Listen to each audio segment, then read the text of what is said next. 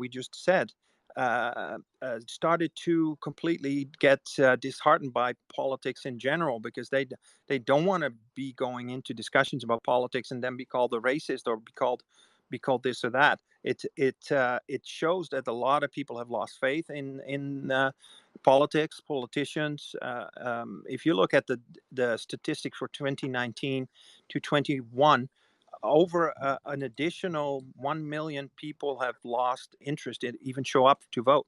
And if that trend continues, and that's a long-term trend, we could be below 50% soon. That the people that elect the politicians in power and spend all the money that we're spending, and from the taxes that is collected by everybody, is brought in by ultimately super minorities that are just very powerful, right? Like sort of oligarchic supported groups of people that like to impose their view on the majority of Canadians. And I think that's a very unhealthy situation. I would say long term that's unsustainable. Because people will start to rebel and say, oh, wait a minute, you're spending all my money in ways that I do not agree with.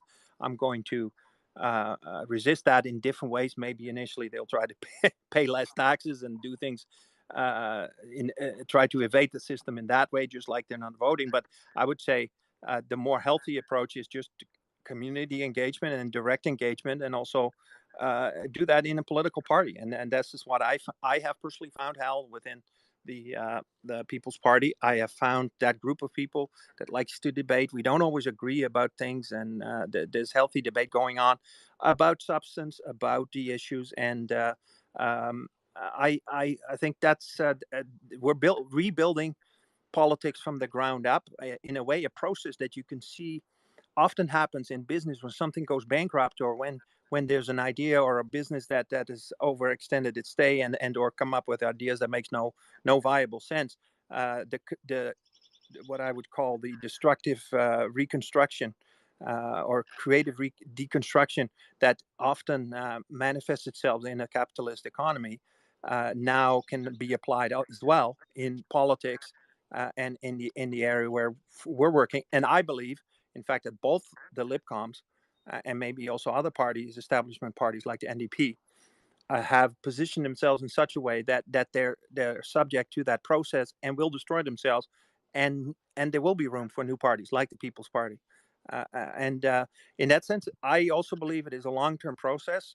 I'm very sometimes I also get impatient, and I definitely hope tomorrow that Maxime will win, because that will really kickstart the process of rebuilding that party. If he doesn't, then I say, yeah, the road is longer. The marathon is going to be more exhausting, and it's going to be another 2 years before we have a shot at it.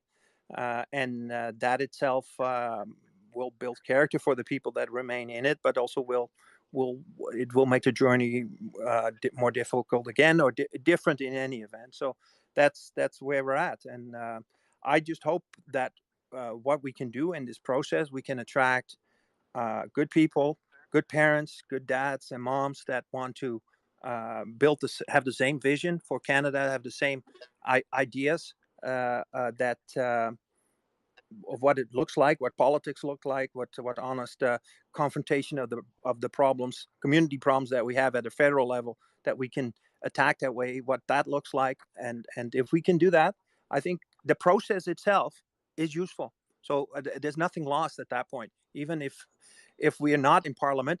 My opinion, in fact, has been that as the only political force at the federal level that was so adamantly against what was unleashed under the pandemic or scandemic or whatever you want to call it, we've had great influence already. We have had the truth on our side. Anybody who actually wants to see that will acknowledge, yeah, actually, you were on the right side of history, and you have pushed back at, even though you weren't in the House. I often hear that said, Maxime and the PPC candidates, they form a more effective and honest opposition than anybody who's sitting in the House. And so, yeah, I'm good with that, even though I guess from a power and politics perspective, it would be possibly better to to be there, and that's the ultimate goal. But I don't see it as a waste of time in any event. I'd like to hear others people's opinion about that. If you agree with that, or if you say no, no, the game is only played when you're in the house. I totally agree that the status of the third party, like listening in on some of the U.S. political conversations, I had no idea there was more nuance to it than we know. Like, there's actually a bunch of parties that we've never heard of here beyond the DNC and the RNC. So there's these players that are out there affecting and making input on the political dialogue. And indeed, like, I almost ran for BC Green in a snap election. No, not BC Green, BC Eco Socialist Party. I was going to get in there. So I had a platform at the all candidates meetings, and I could rip apart everybody, and then just say, "Oh, I'm folding my campaign, and I endorse." I would have selected which one, and now I think it would be what's called the BC United Party, which is the kind of the Conservatives.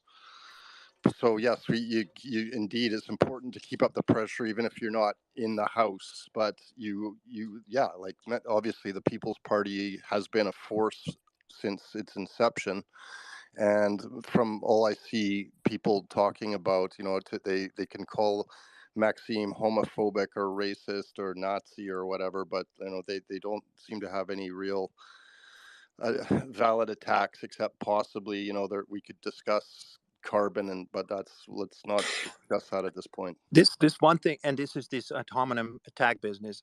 Yesterday I was in a few spaces where there were conservatives, sort of in their smug. Well, we know what's going on in the world, and these spaces wound up being basically PPC bashing spaces.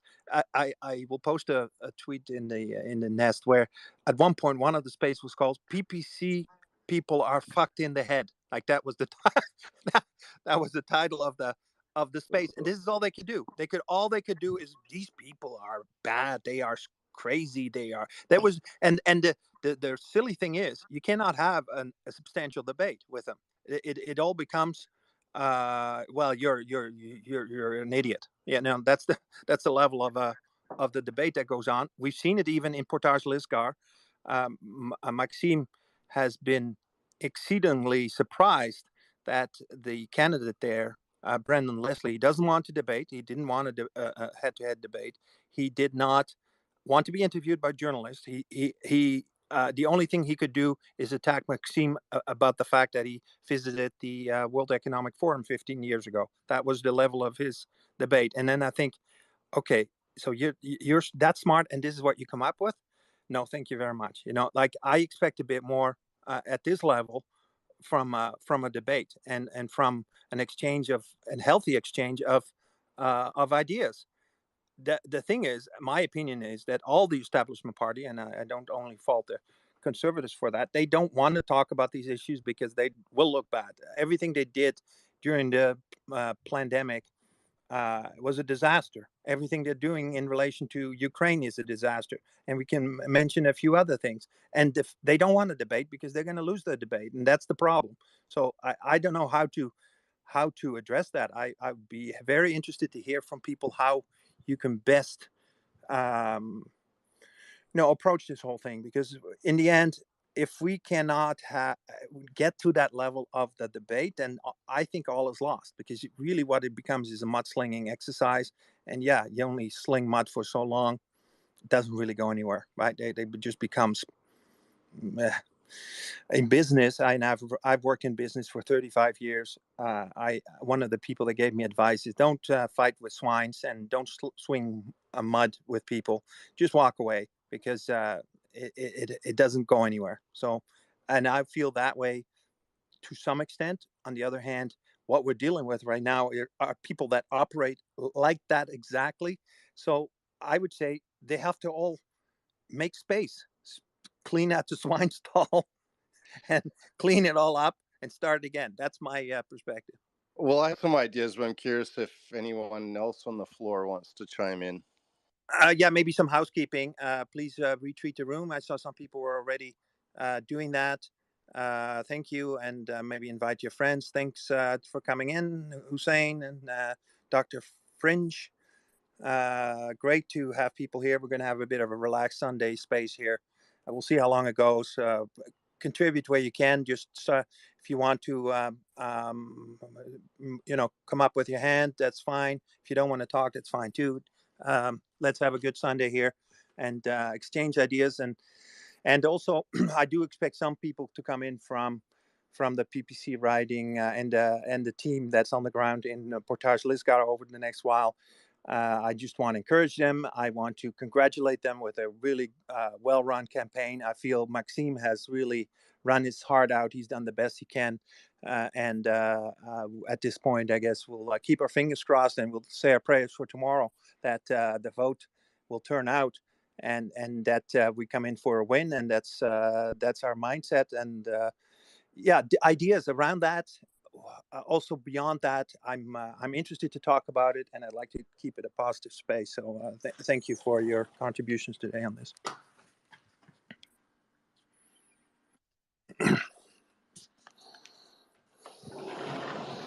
Okay, well, I'll go here on the changing it from the mudslinging and ad hominem, which is all they have, right? And I've been working against this COVID stuff for 3 years. And at the beginning, they could just say, "Oh yeah, you're an anti-vaxxer," and they could post these CDC studies or whatever.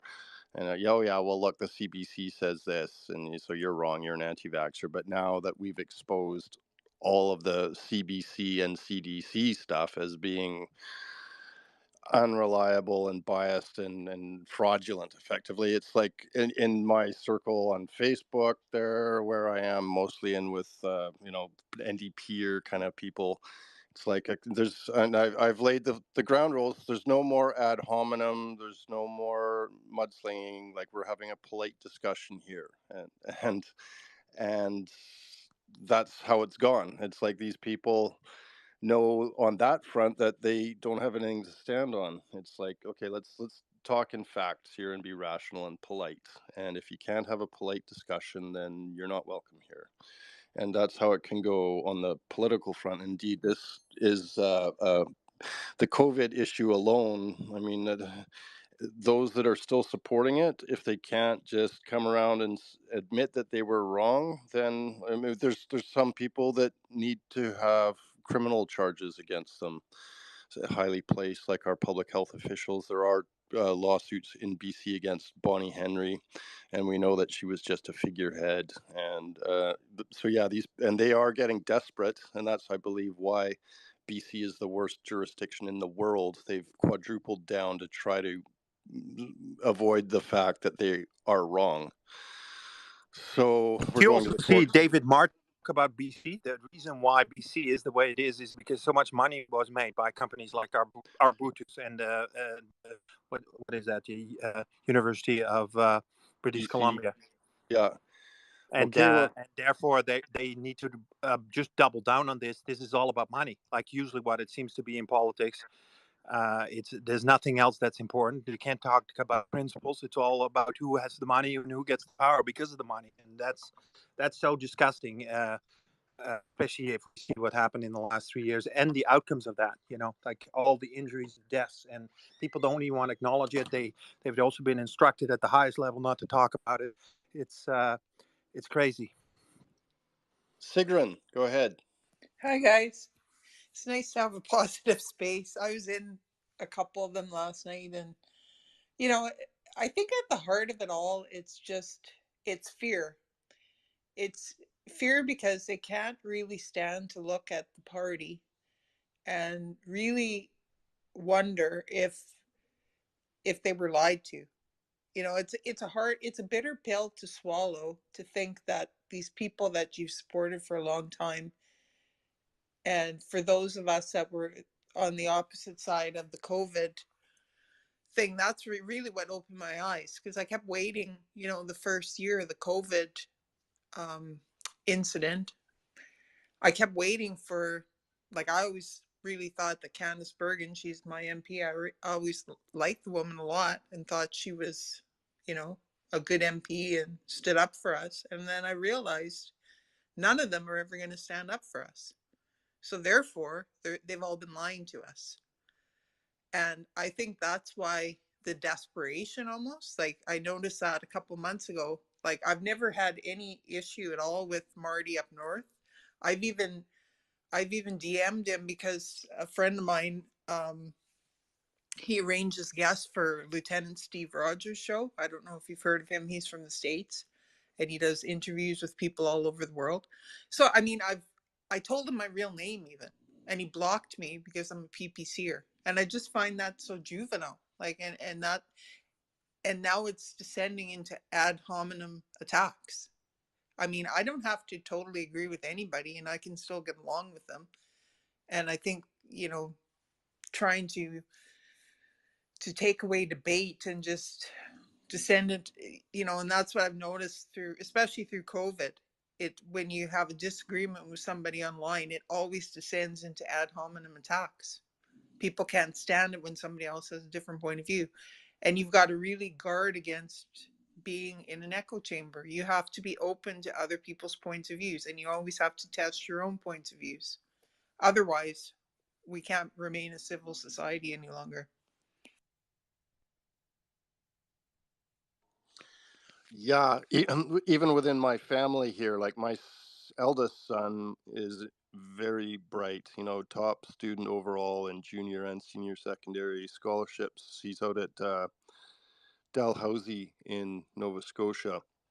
And he's doing a, what are they, co-op program or something in the Nova Scotia government. And like I was on him the whole time. He was the class of 2020 where they had this bizarre COVID graduation thing, which, but I don't know why he chose to go with the mainstream narrative on it and was apparently unwilling the whole time to consider anything I've been saying. But so now he and my sister are in one part of my family that just doesn't want to open up the can of worms. And yet to me it's like, well, this is the battle for truth and science and humanity, right? Like, well, if we don't stop this now, we're in a lot of trouble. And especially in academia where and then there's a bunch of people in academia that don't want to be wrong. It's an ego thing too. And it's like, yeah, well, yeah, but I think COVID has given us a situation. It's too big, and the narrative is uncontrollable. And it really, there's short-term pain in my family as I've drawn a very hard line here. And it's like, okay, I've been polite and tried reasoning for 2.5 years, and it hasn't worked. So I've changed my tactics. And but at the same time, remaining polite and reasonable and fact-based, but just very firm. Okay, it's no more ad hominem. Like, we're just dealing in facts. You haven't been able to look at it the whole time, and now we really need to, for the sake of our country and our world, really. So taking it to the next level here, and but I think always when we are polite as possible, and that indeed has changed. Like, we are now the rational, polite ones, and all they have is ad hominem, and so this is where we can get them. It's like, okay, let's be adults here. And in my circles, I'm making great strides, and I see a lot of positive developments. So I'll drop down. That's good input, Hal. We all get frustrated and we get angry. And I don't know if you're watching the spat that's developing in the States right now between Joe Rogan and Dr. Hotez. And he's offering him money to come onto a show to debunk Robert Kennedy's claims about this period. And I think at that level, these discussions should be had, that the polite or at least rigorous debate should be had, but they can't have it. And if he cannot have it, and it all is just an issue of, well, I'm right, and I'm going to gaslight you because I'm right, even though I don't even want to prove it to you because I think you're an idiot. Then, if that's where we're at, yeah, that's we have to break down that wall and just stay at it and say, well, they don't know. That's not how science works. That's not how truth works. We need to be able to expose these things. If you think you're right, then come up, show the receipts, show the research, and if we have research that debunks that, you should be able to address that.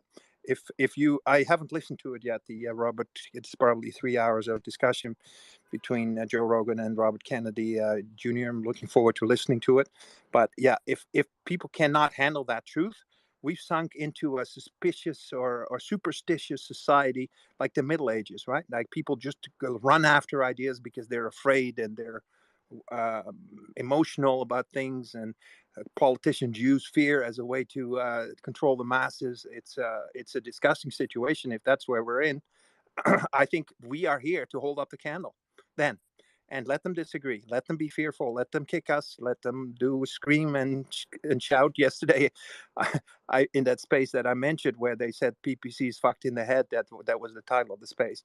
These were all conservatives that became almost violent, right? Violent in their gaslighting. That yeah, well, don't they see it? These idiots at the PPC, they just have to come into the fold. No, because you guys were wrong, and you still don't want to admit it, and that's yeah. It takes a lot in that situation, as you just heard from my sort of elevated use of language. It takes a lot to control yourself, but that's what we need to do, and we need to encourage each other to be like that, and try to keep our cool and not get roused up. Hussein, you have some additions to that? Yeah. Welcome, Adrian. Welcome too. Thank you, guys. Happy Father's Day, first of all, to everybody here. Yeah, happy Father's Day. Thank you, sir. Yeah, I was in that space too. I wasn't there too long. I think I came in at the end before their space crashed, I believe. I don't know what happened. I was there for like the last 30 minutes.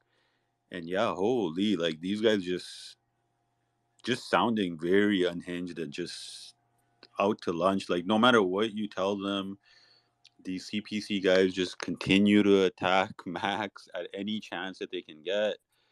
This whole thing about the WEF is like the biggest self-owned political attack ad or whatever you want to call it that I've ever seen. Like how many clips or online articles there are of conservatives actively like involved with the WEF, participating with everything that they've been doing since Mulrooney Harper time. It's just yeah. At this point, we just gotta hope something clicks with them and they finally realize like they're gonna keep lashing out like this and call us names It's and about saving face. Hey, Hussein. Yeah. yeah, Hey, everyone. I mean, that's really what Hi, it Adrian. is. Hey, Renee. I mean, yeah, it's saving face, right? Like, I mean, they just can't admit when they're wrong. And that they and were and wrong. and I mean, Yeah, to your point, Hussein.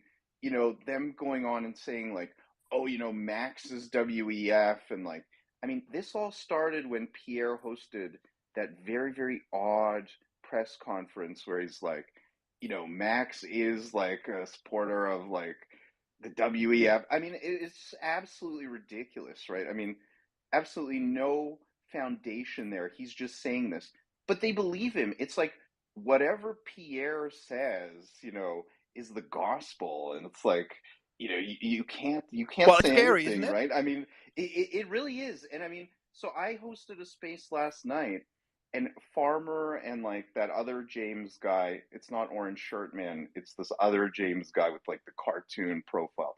They were in there, and every argument that I was making, I'm like, Pierre is going to be no better than Trudeau. And they are so butthurt. They're like, well, we're getting killed with fertilizer prices and this and that, and like, we're getting the carbon tax, the brunt of it worse. And I'm trying to say to them, listen, like, every Canadian is suffering under Trudeau's policies across the board, right? But it's like it's this me, like, they have it worse than anyone else. And then I keep bringing up to them, like, I mean, Pierre could be saying things now, right? But he's playing this like, in the middle kind of game, this playing politics bullshit, right? It's like, no, at this point, Pierre should have at least five things, like five things. Even if he doesn't have a platform, well, I mean, we all know the CPC does not have a platform right now. But I mean, he should at least have 5 points of how he would fix Canada. But he has nothing. It's all vacuous nonsense that he puts out there. Remember, remember at one point, the James, the other James, not orange shirt guy, James, but the cartoon guy was like, "Oh well, we don't even need a platform," or it's like, "Oh, we don't really need to say anything." So, like, what does that say about the conservative members? Like, they don't Exactly. really. And then they turn around and they call us a cult and they say this, that, and this about us. But like most of us or majority, I'll speak for myself. I'm voting PPC because I looked at the platform and I see that the platform is the only platform that's going to basically take Canada forward into more prosperity. All the other parties, including the Conservatives and the current Liberals, have done absolutely nothing, and they've actually like basically put the country in a toilet and flushed it down the toilet, flushed it down, and I don't know, like these guys are almost as bad as Liberals. I hate to say it because it's really looking that way because they just they don't listen at all, and no matter what you say, they'll just kind of brush it off and be like, "Meh, well, we just want Trudeau out." Well, that's it. This And should I be a mean, that's gold really what mine. it boils down to, right? And I mean, I was trying to discern, like, is there actually any point that they're making here, beyond we just want Trudeau out? And it isn't. Like, at one point, that James guy, he was agreeing. He's like, look, Pierre's not perfect, but, like, he will be better than Trudeau. It's like, will he, though? Like, I mean, and then I pointed out all of the shitty things that he's done. Like, he threw Christine Anderson under the bus.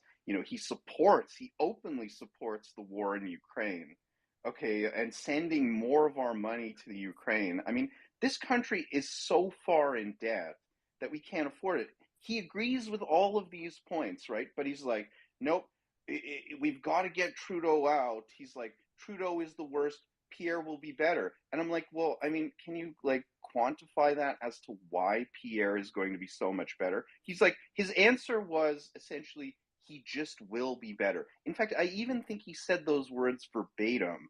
He just will be better. No, Adrian, remember what he said? Like the stove is on at 10, Oh yeah, and if the Conservatives come in, the stove will be at 5, and you're like, well, you can, you're like, we can turn the stove completely down, but why not? exactly. And they didn't have a response.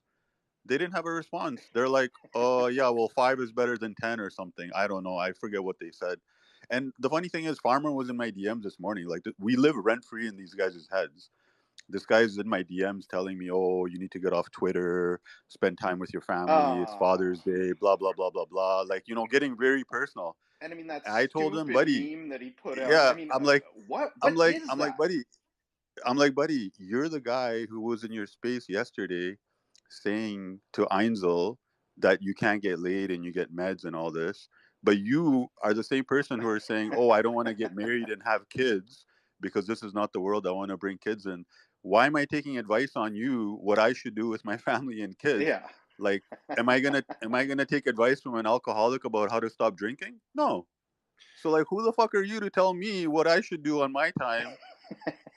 Like, these guys are so fried. I don't even understand where their logic comes from. They're Thanks for the so, laugh, Jose. That's great. yeah, yeah, like they're so butthurt. It's like it's really it's getting to like liberal NDP levels of stupidity, I would say. And that's not even, I'm sorry if I'm insulting any CPC people, but if you can't look in the mirror and see that for yourself, sorry, your head is so far in the sand, it's probably 12 feet in the sand. Like, it's not 6 feet, it's freaking 12 feet, maybe 18 feet. I don't know. I was hoping that the Conservatives would be a real opposition to this COVID stuff. They have a gold mine. Like, if they were a real opposition party, they would be taking this directive from the Privy Council, and like that should bring down the government there. But I mean, They've got. this is a good point, Hal. That's actually a very very good point, and that was one of my points last night to Farmer and like that other James guy.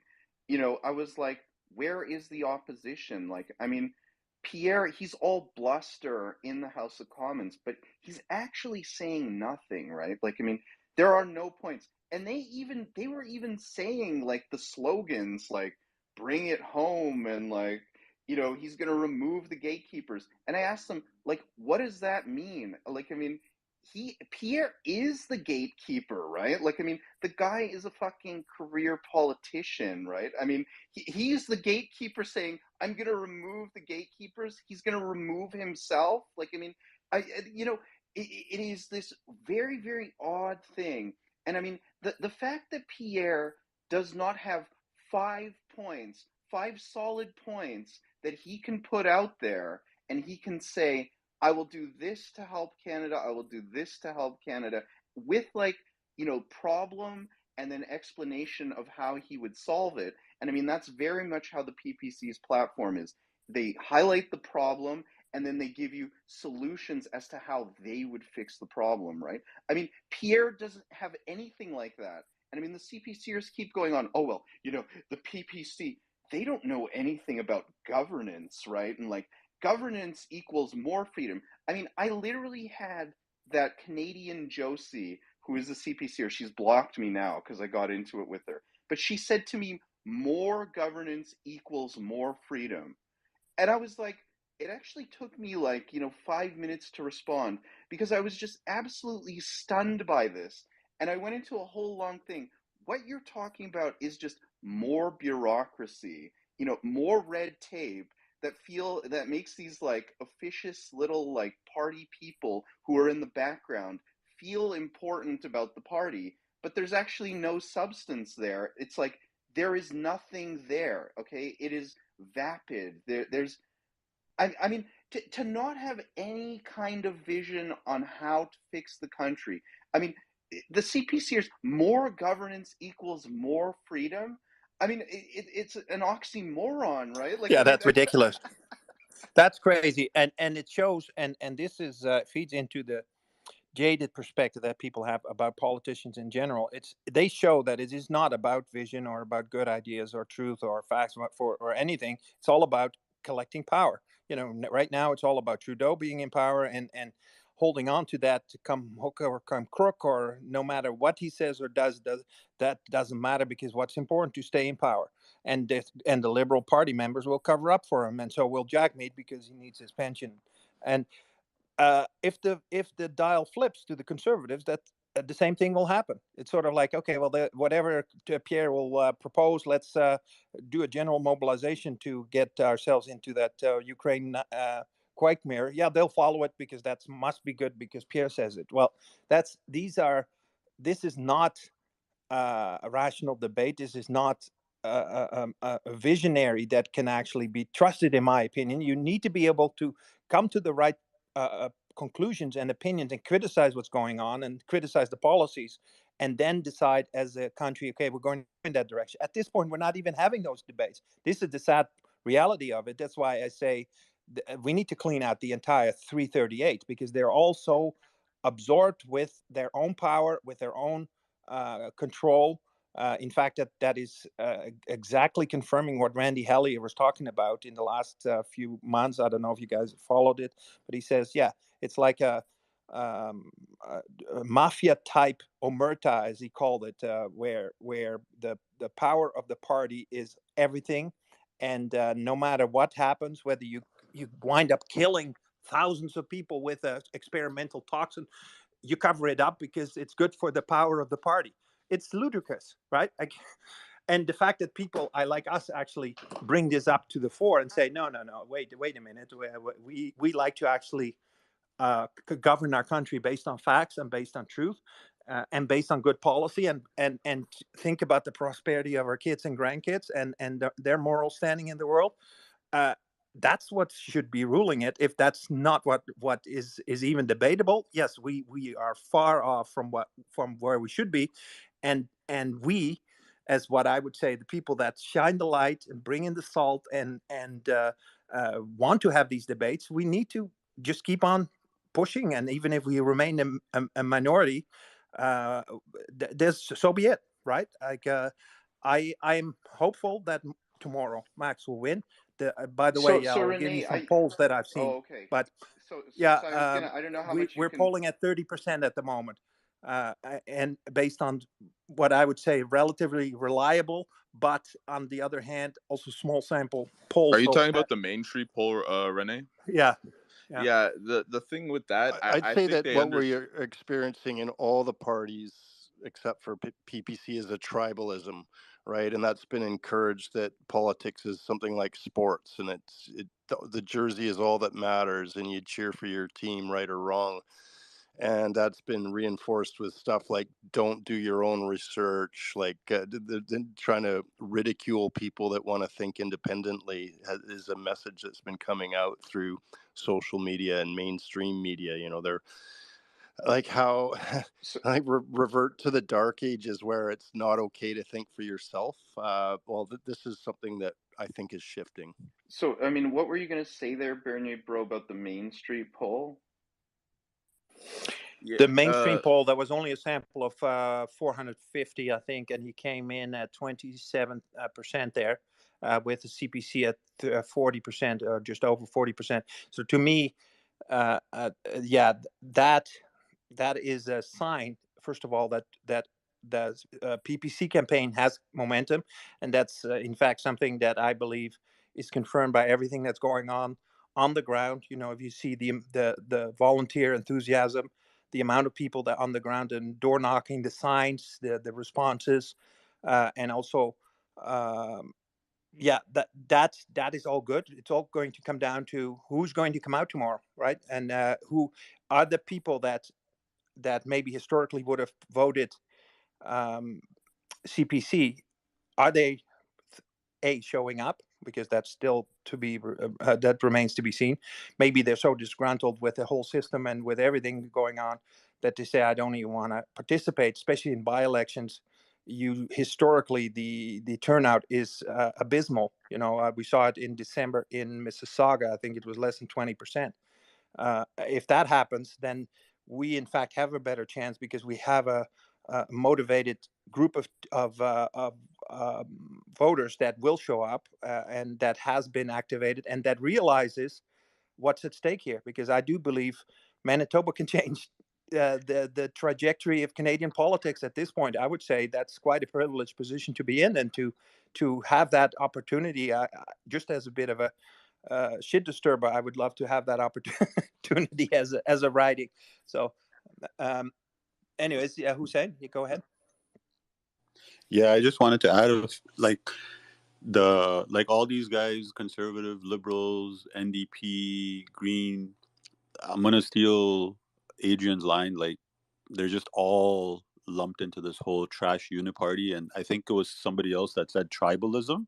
That's so spot on, because they just want to be herded like a bunch of sheep to the slaughterhouse, and they don't care. Like, they have blindfolds on, and they're all loyal to this whole UN WEF agenda, but their supporters are so blinded with these blindfolds, and they're just getting led to the slaughterhouse. They just don't see which direction they're being led.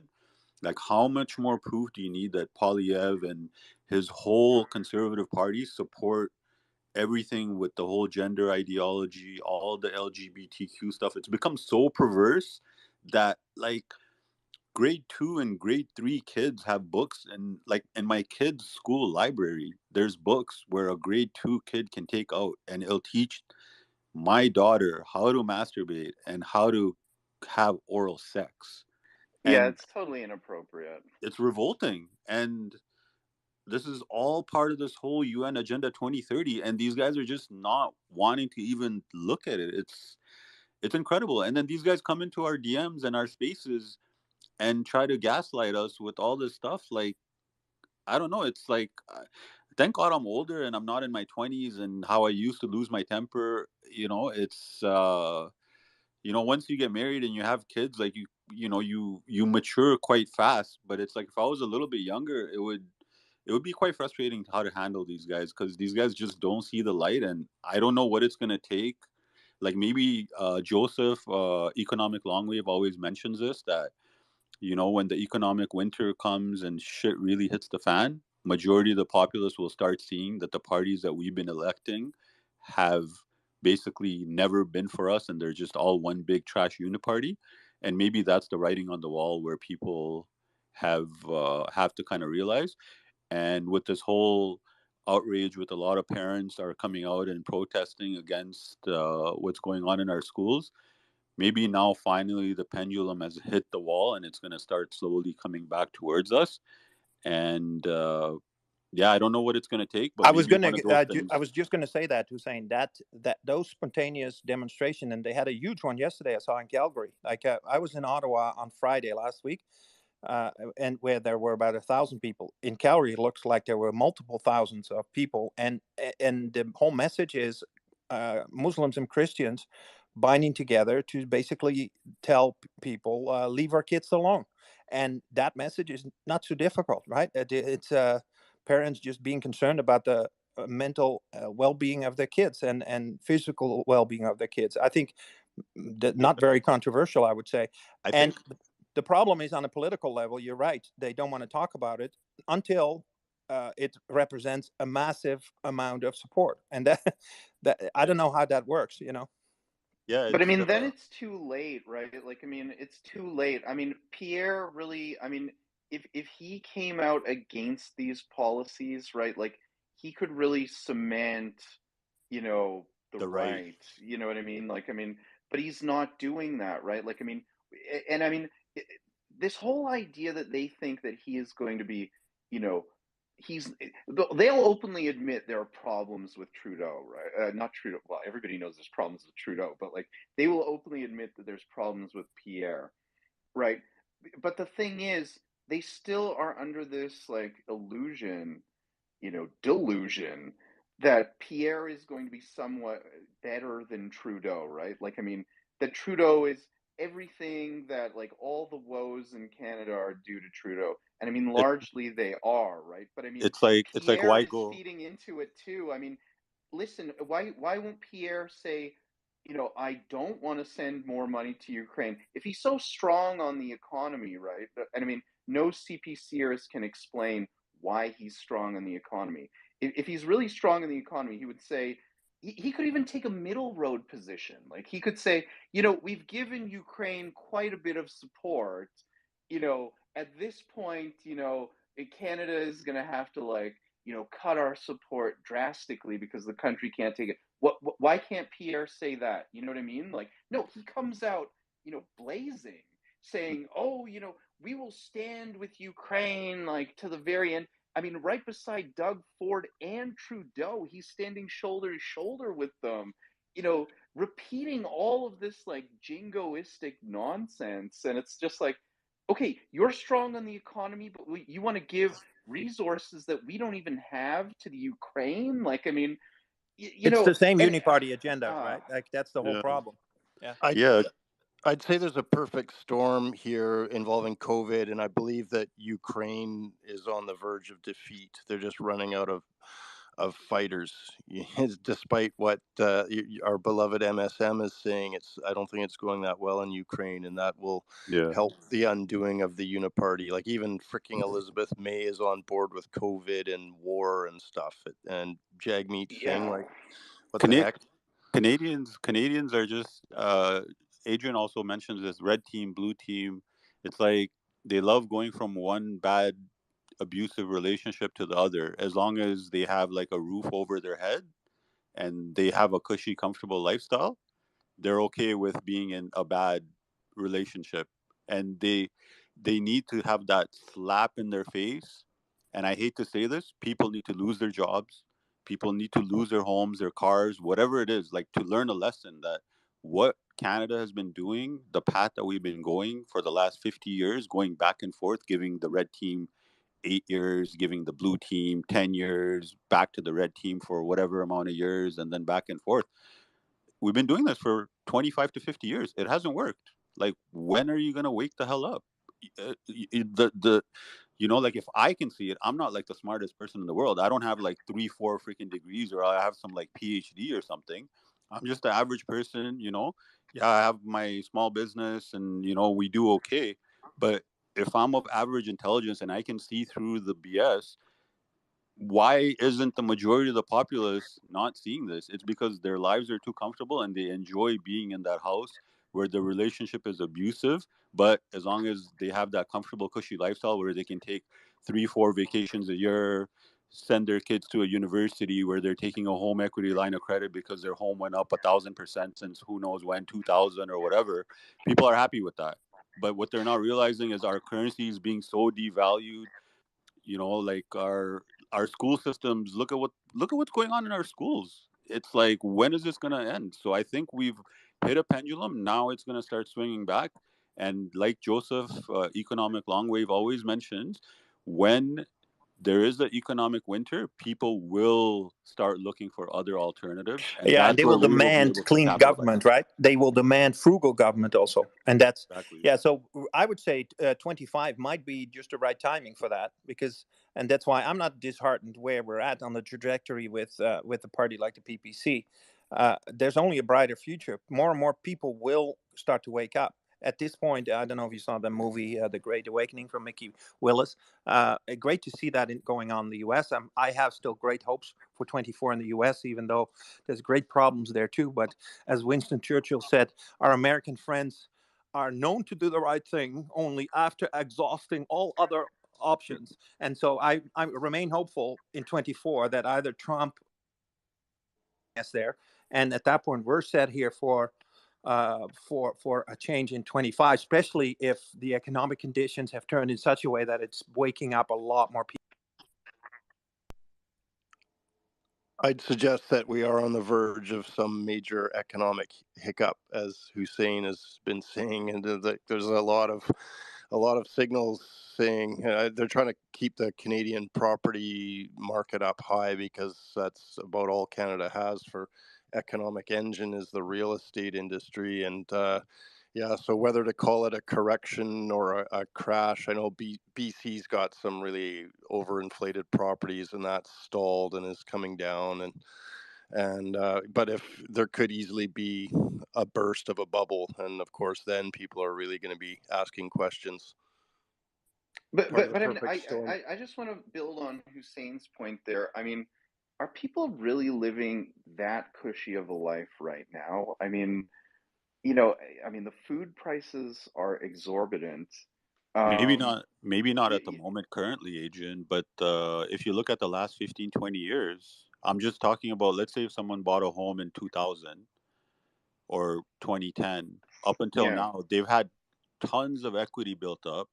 A lot of people have pulled that equity out. I know personally so many people that have pulled so much equity out of their homes, and they own two, three other properties. They've gone and done the whole BRRR thing out of each individual property. Now they're buying pre-cons. So now when these guys are so super leveraged and interest rates go up, soaring towards 8-9%, whatever it's going to go up towards, a lot of these people are going to be screwed. But these are the people that have been voting liberal conservative consistently the last few years. Now if they eventually get screwed, they're going to be like, oh snap, these are the people that have been lying to us. So then that's when we come in and we'll be able to hopefully attract them to the PPC, I personally think, in my opinion. I'd suggest that the standard of living for most people has been severely eroded. And the last 3 years, we've gone through an insane hyperinflation. And there are those people that bought property 10, 20. I bought this chunk of land in 2009 after that collapse. And it was the cheapest chunk of land in the region. And now that's good for me. But most of the people I know are working harder for less. You see people living in their cars, the working poor, and it's yeah, let's face it, the wages have not kept pace with inflation in the normal working class people.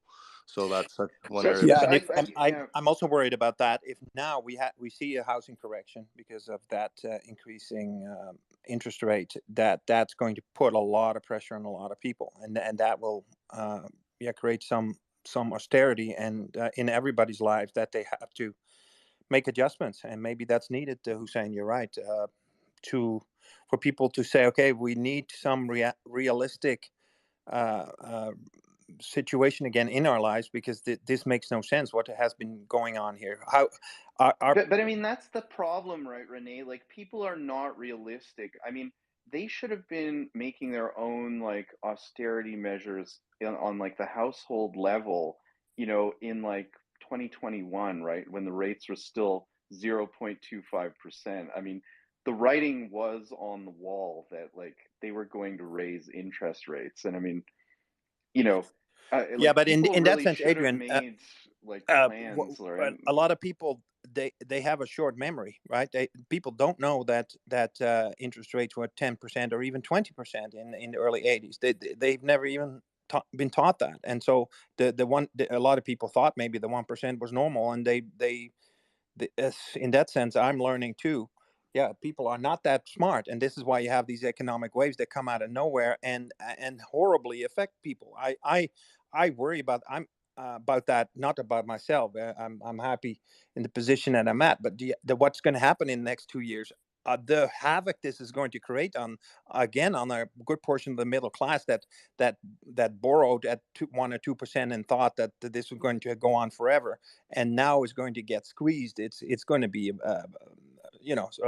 a battlefield, and that has an effect on families and everything. And I don't.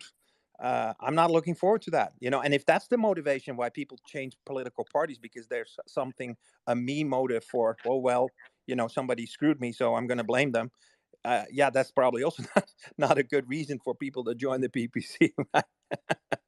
But as Hussein says, it's going to take some real crisis for people to wake up, and I agree. And the COVID is part of that. And as we see that narrative collapsing, and then there's other financial things around the world, like when this bank Credit Suisse goes down, like that's a holy doodle.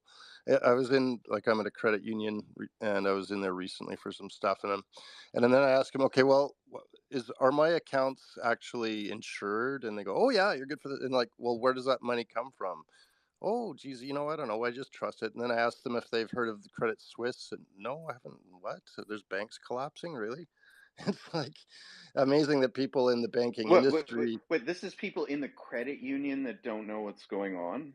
Yes, yeah. So when there's people that are in that Wow. industry and should know, and then too, like I asked the question, well, where does this money come from that is guaranteeing my deposits? And then like, and so they're yeah.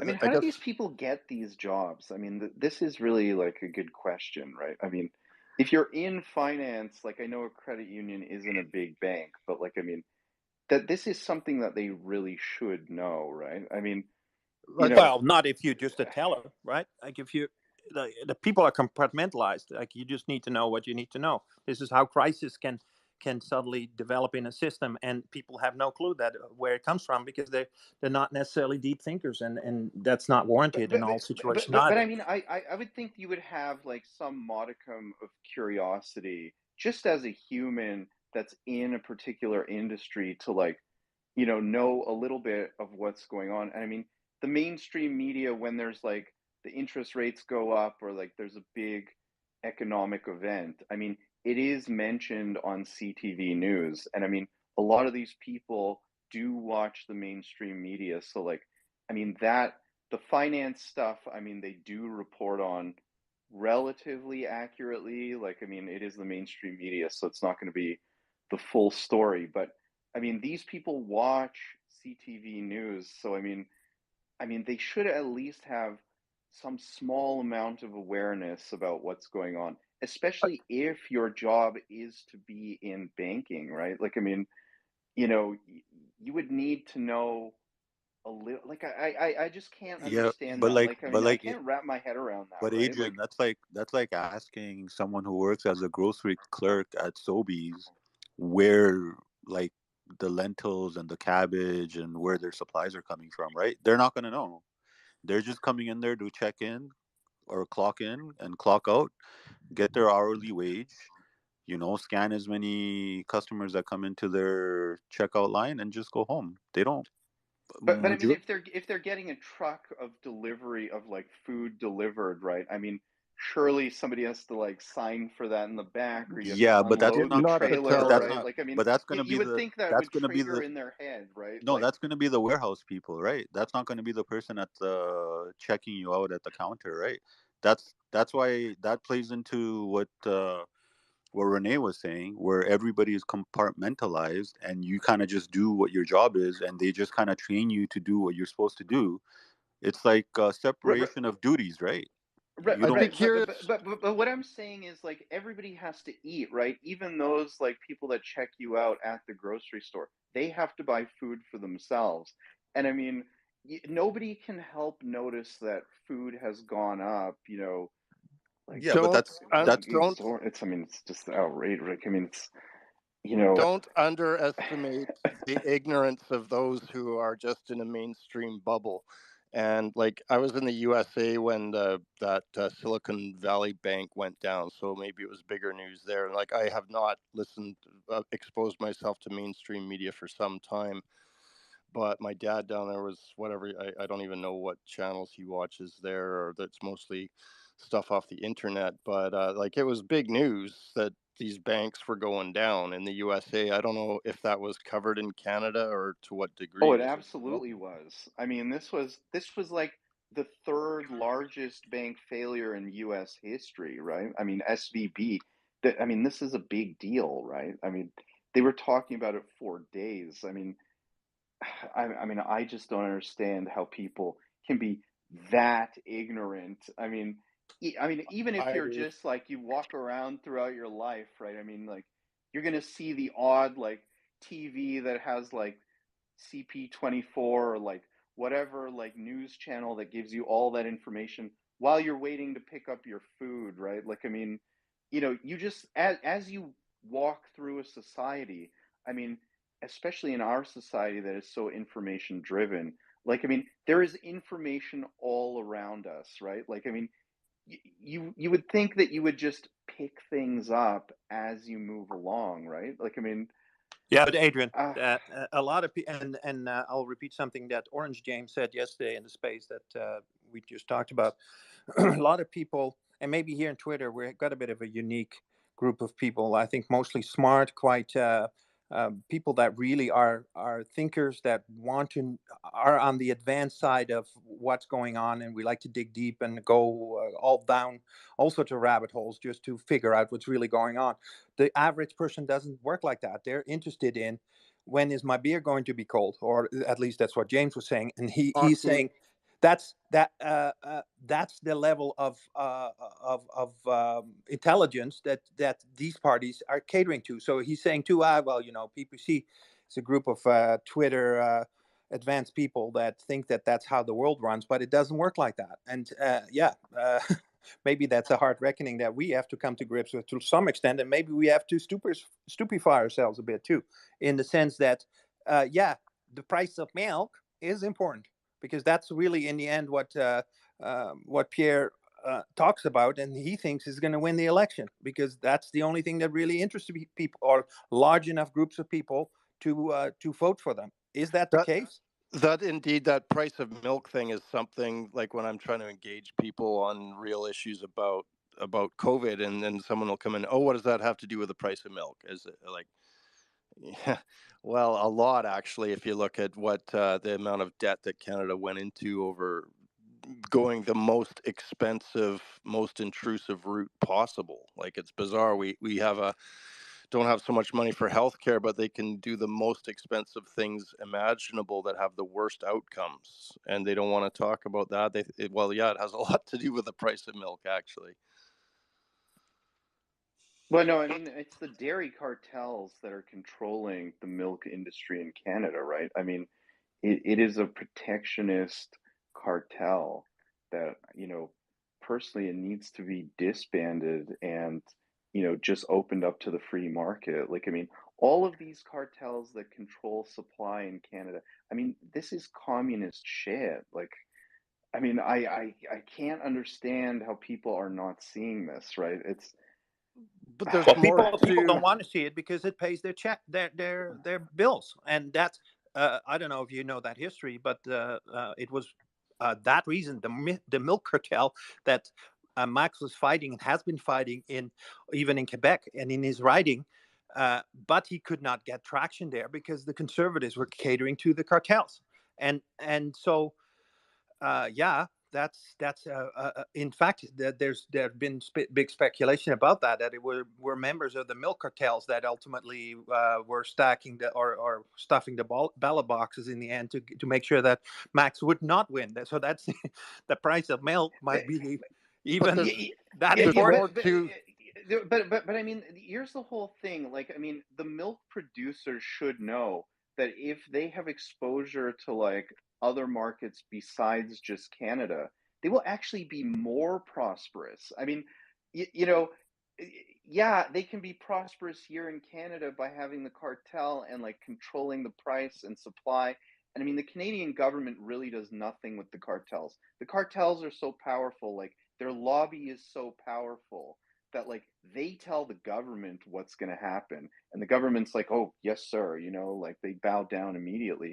I mean, Yeah, I mean, but Adrian you, and Hussein and Hall, you're talking a little bit like an idealist of how things should be. But I mean, the conservatives pride themselves in how things are and how they deal with reality, including the corruption, and they but I just play mean, it. I would think that making money would be what these businesses want to do, right? I mean, you know, that should be something that is very, very attractive to them. It's like, oh, you know, if I can get exposure to like, you know, Asia for my milk and the US and like, you know, the UK or wherever, right? Like Africa, you know, like, I mean, you know, they will make more money. Like, I would think that their own, like, you know, not Yeah, but greed, but like you're just talking want like an desire to entrepreneur. make money, right? Like, I You're mean, talking like an entrepreneur, Adrian, and the way they are thinking is we're protecting our turf. We have a guaranteed way of life, guaranteed income that is supplemented by government subsidies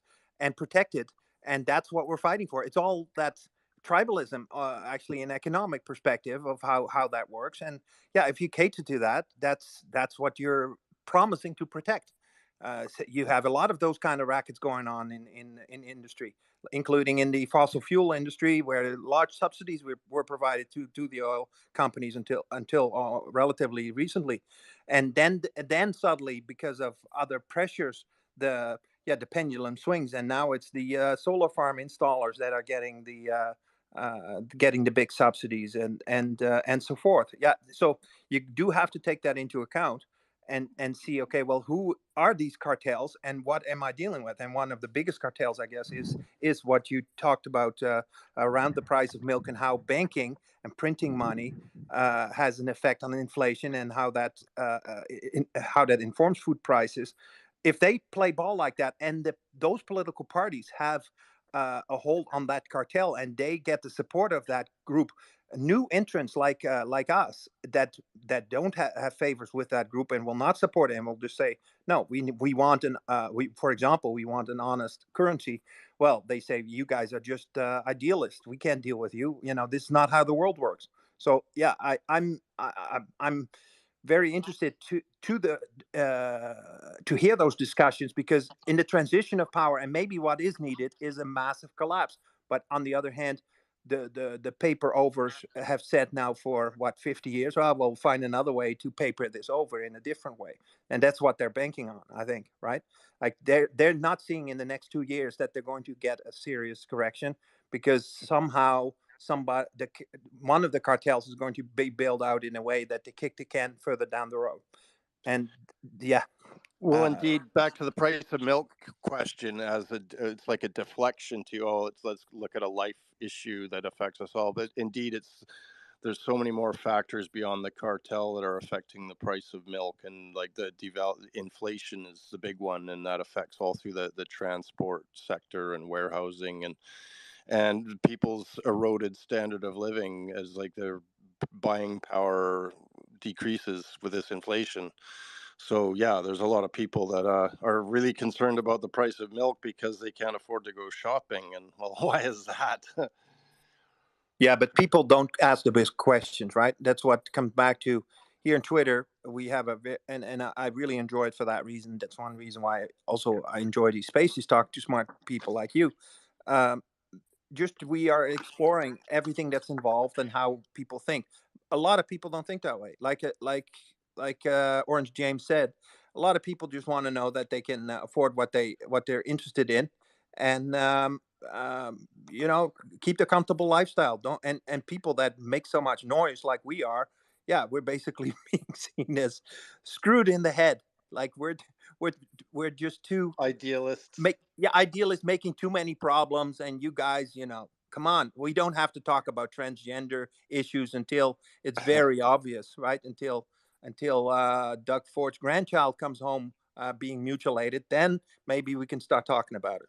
Well, yeah, that's this whole woke thing is a huge smokescreen, divide and distract, and so it's good to see that going on. But back, like Hussein was saying, it's going to take some kind of crisis to really wake people up, and I think we're there. So I think, and indeed, the PPC is the only party that's positioned to benefit from all this. And I know that in my region, there's there's a strong union tradition on Vancouver Island. Like I don't know if any of you have heard of Ginger Goodwin. He was a union martyr, like back in the old days, coal mining in Cumberland. There were people were sent to their death. If you reported there was explosive levels of gas in the mine, like that made a big strike, and the army came in. So there were reasons why the union thing came up, and Vancouver Island still has a lot of that. But I can tell you that the people I know, loggers and people in the North Island here, and even some of the lesbian hippies are voting or going for PPC now, and I could see that translating into a bit of a movement here as shit hits the fan about COVID and other things, and we see that the conservatives are not doing their job as opposition, and certainly not the Yeah. NDP. I think I think they overplayed their hand with the whole gender ideology and coming after the kids, because that wakes up everybody across the whole spectrum. It's not just us that have been talking about this for quite a while. It wakes up conservative parents, liberal parents, NDP, Everybody. Green, Bloc, whoever you are. If you care about your kids, It's and like you start. now the last few trolls I have on Facebook, these NDP loyalists, it's like, so they've exhausted their arguments about COVID, and then I'm saying, okay, and they're still coming at me. It's like, okay, are you having sex with grade school kids? Like, I'm not. It's not a moral judgment. I'm just trying to understand why you support Jagmeet Trudeau, and that shuts them up, right? Yeah, yeah. I don't know. Like, I don't think I know personally anybody that approves of this stuff going on in our schools. I can't. If there are, they're not going to talk about it because it's just not okay. Like, there's no level of this that's okay. And you could say that's a value judgment. It seems to be fairly universal. Yeah, they came for the kids, and I think they made a huge mistake. And now we're seeing that whole conundrum unravel, and we're seeing the backlash of it now. And it's good, finally, right? That's it. I wasn't expecting it to happen this soon, but hey, we'll take it.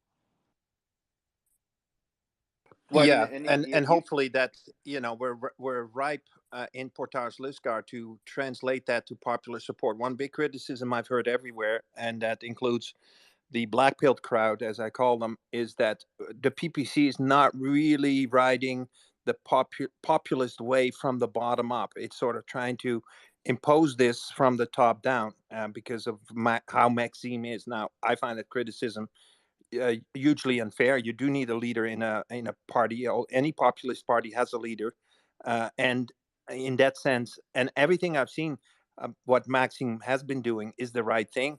You could maybe say sometimes he's too good, and you can even go back. Actually, somebody in the room here tweeted or sent me. That was you, Tracy. Thank you. Sent me how the counting of the ballots that made Andrew Scheer the leader and not Maxime Bernier was a clear bamboozle, and he should have probably raised a bigger stink about that and gone in for the kill, and he didn't do that, and you can maybe fault him for that, but this is how the man is, and I think he is always playing on the side of truth and honesty, integrity, respect. If you are up against corrupt machines that want to take you down by hook or by crook, like look at what's been happening in the U.S. What Trump has been facing.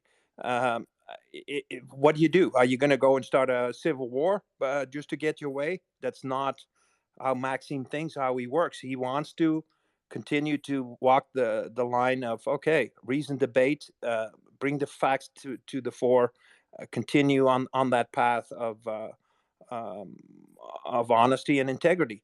And if the other side doesn't want to play that game, then yeah, we're kind of screwed. Uh, I've personally, I must say, I'm starting to feel some of that dishonesty and harsh play of its power politics, whatever you want to call it. Just the fact that I've been nuked 3 times from Twitter, that's usually because of some people reported me wanted to get silence my voice, probably because I was too effective, and therefore, okay, we don't want to debate with you. We're just going to go and kill you.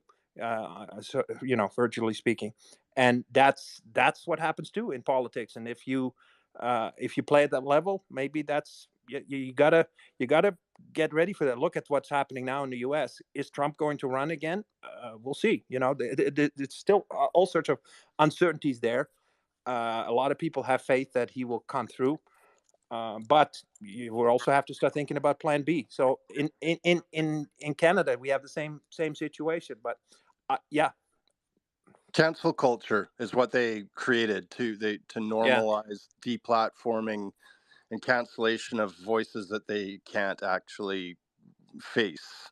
It's like, so they call you a Nazi and deplatforming you. Well, yeah, it hurt me a lot being called a Nazi, and I the Canadian history in Netherlands you must be aware of, Renee, and I bet you don't yeah. like being called a Nazi, right? Well, that's criminalized, in fact, in Europe to that point, and yeah, very touchy. In fact, I watched, because I'm Dutch background, as you know, and Hal, you said you also have some connections through your wife's family. The whole COVID debate and the parallels that you could maybe strike with the Second World War and the genocides that went on there.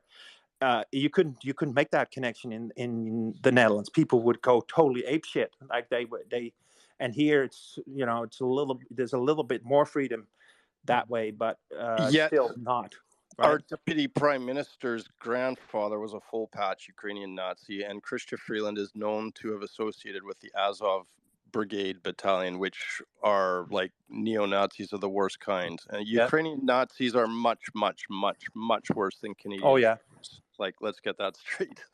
Well, yeah. Just a bit of a history lesson there. And I'm a bit of a history buff that way. I know everything about World War II, mainly because my grandfather was killed in the resistance. So I felt as my duty, I needed to know everything. But I just watched a movie about Russia and Belarus, and the way the Ukrainians and the Eastern Europeans, fascists there, behaved like animals. 1/3 of the white Russian Belarusian population was killed, and it was done in the most brutal ways. There was a beautiful, very powerful movie that just came out that I saw that was recommended, and it's just unbelievable. Like, it really makes you understand also the why the Russian people, Belarusian people, and people in those areas, why they are the way they are. I always thought, yes, these people, they behave like they have post-traumatic stress disorder, not just from the communists, but also from the Second World War. And yes, that's engraved in their minds. And the way they're behaving now is part of that. And yeah, these kind of nuances we don't even see, right? We don't understand. People can only think about back to February 2022. That's when the Ukrainian history started. Yeah, To, exactly. it's maddening to me. I don't know if there's an answer to it. I would think that people want smart people in politics involved, not some demagogues that play on fear, and that's what this is degenerating in. If you get this tribalism, you know, uh, it's something that we have to study, though. If that's how power politics is played, we better steal up further. I already, I'm back now on Twitter. After 2 days, I was scratching my head. I So, was so, so what nuked again. happened there, Renee? I mean, what was it that, like, got you dinged by Twitter The there? strange thing is right now that I wasn't even informed what was the post that did it. They just boom suddenly out of nowhere nuked my whole account, suspended. I had 4,000 followers. there was no recourse. There was nothing. But they said you can put in an appeal, which I did, but I haven't heard from them. And I've heard from others who also had blue accounts, that this can take forever, and don't hold your breath. You might never hear from them. And so I think what happened is either algorithms determined that I was posting something that was determined as spam, or somebody reported me. I've been in the campaign, been quite aggressively posting different memes. The one actually that I think got me banned was that one, "What Agenda," where it's pinned in my current profile, where I show the Uni Party with barcodes on their foreheads, all three of them.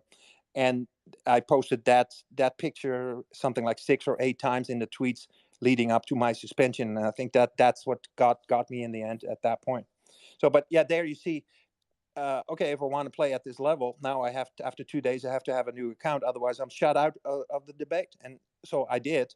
And in fact, I have now 2 accounts because I don't want to be in that same situation again. And I might have to also play nasty, because I do think the one reason why this happened to me now during the campaign is because I was an effective voice, and I like to have spaces like this, bring people together, and make the case for the PPC.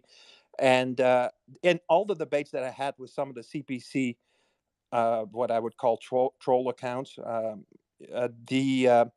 they lost the debate, in my opinion. Once you go head to head, I said, okay, this is a game, set, match. Are we done here? 3-0. And the way they react is to cancel, to report you and to cancel your account, right? And that's how the discussion goes. And okay, well, no, I'm back here, hello, with 2 accounts, and I'll fight you again now, maybe from the front and the back.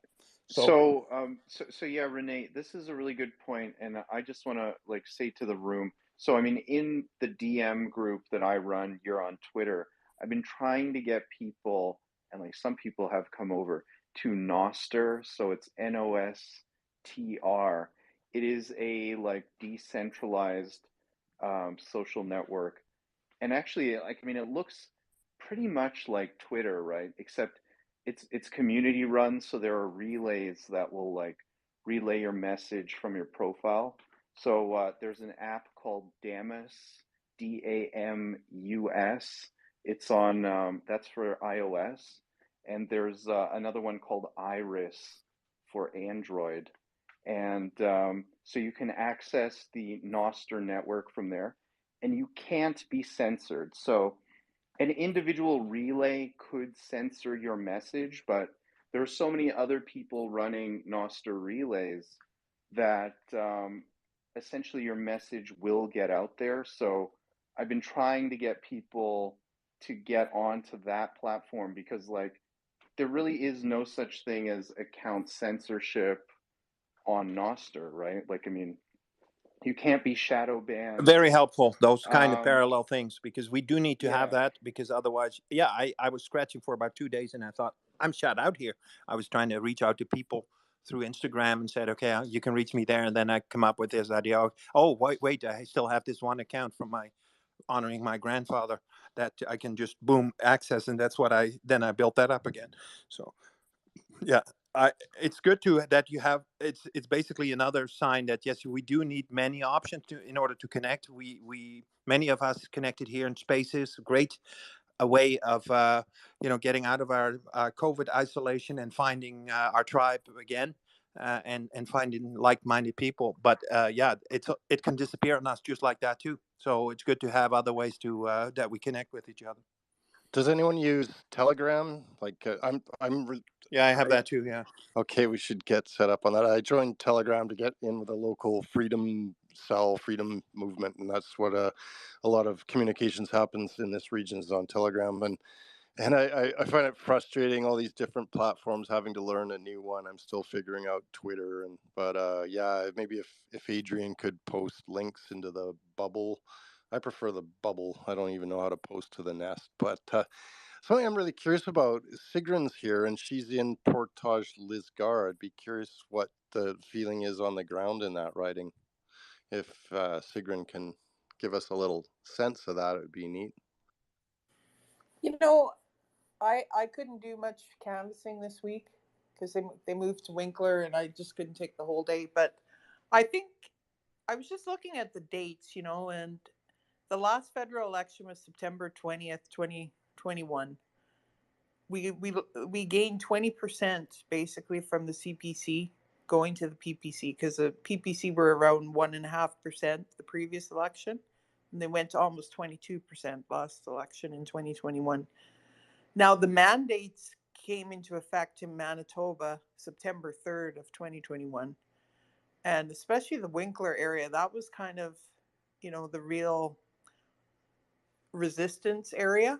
They refused, a lot of them, to get vaccinated, and a lot of them are in the trucking industry, or they have a lot of light industrial in that Winkler Morden area, and so a lot of them were involved in the Freedom Convoy and everything. And so when you think of how, and a lot of that, I mean, I was a scrutineer, like I live close to Winnipeg. I was a scrutineer in my poll. There wasn't a lot of support for the PPC for Solomon there, and I don't really expect that much. I expect more to be in the rural areas, to be honest, and the southern area of the municipality. And so I think it's going to be very close because I can't see losing support or staying the same. I think support's only gone up for the PPC since September of 2021, given all that's happened the last 2 years, and especially Brandon Leslie's kind of, he's through the Grain Growers of Canada.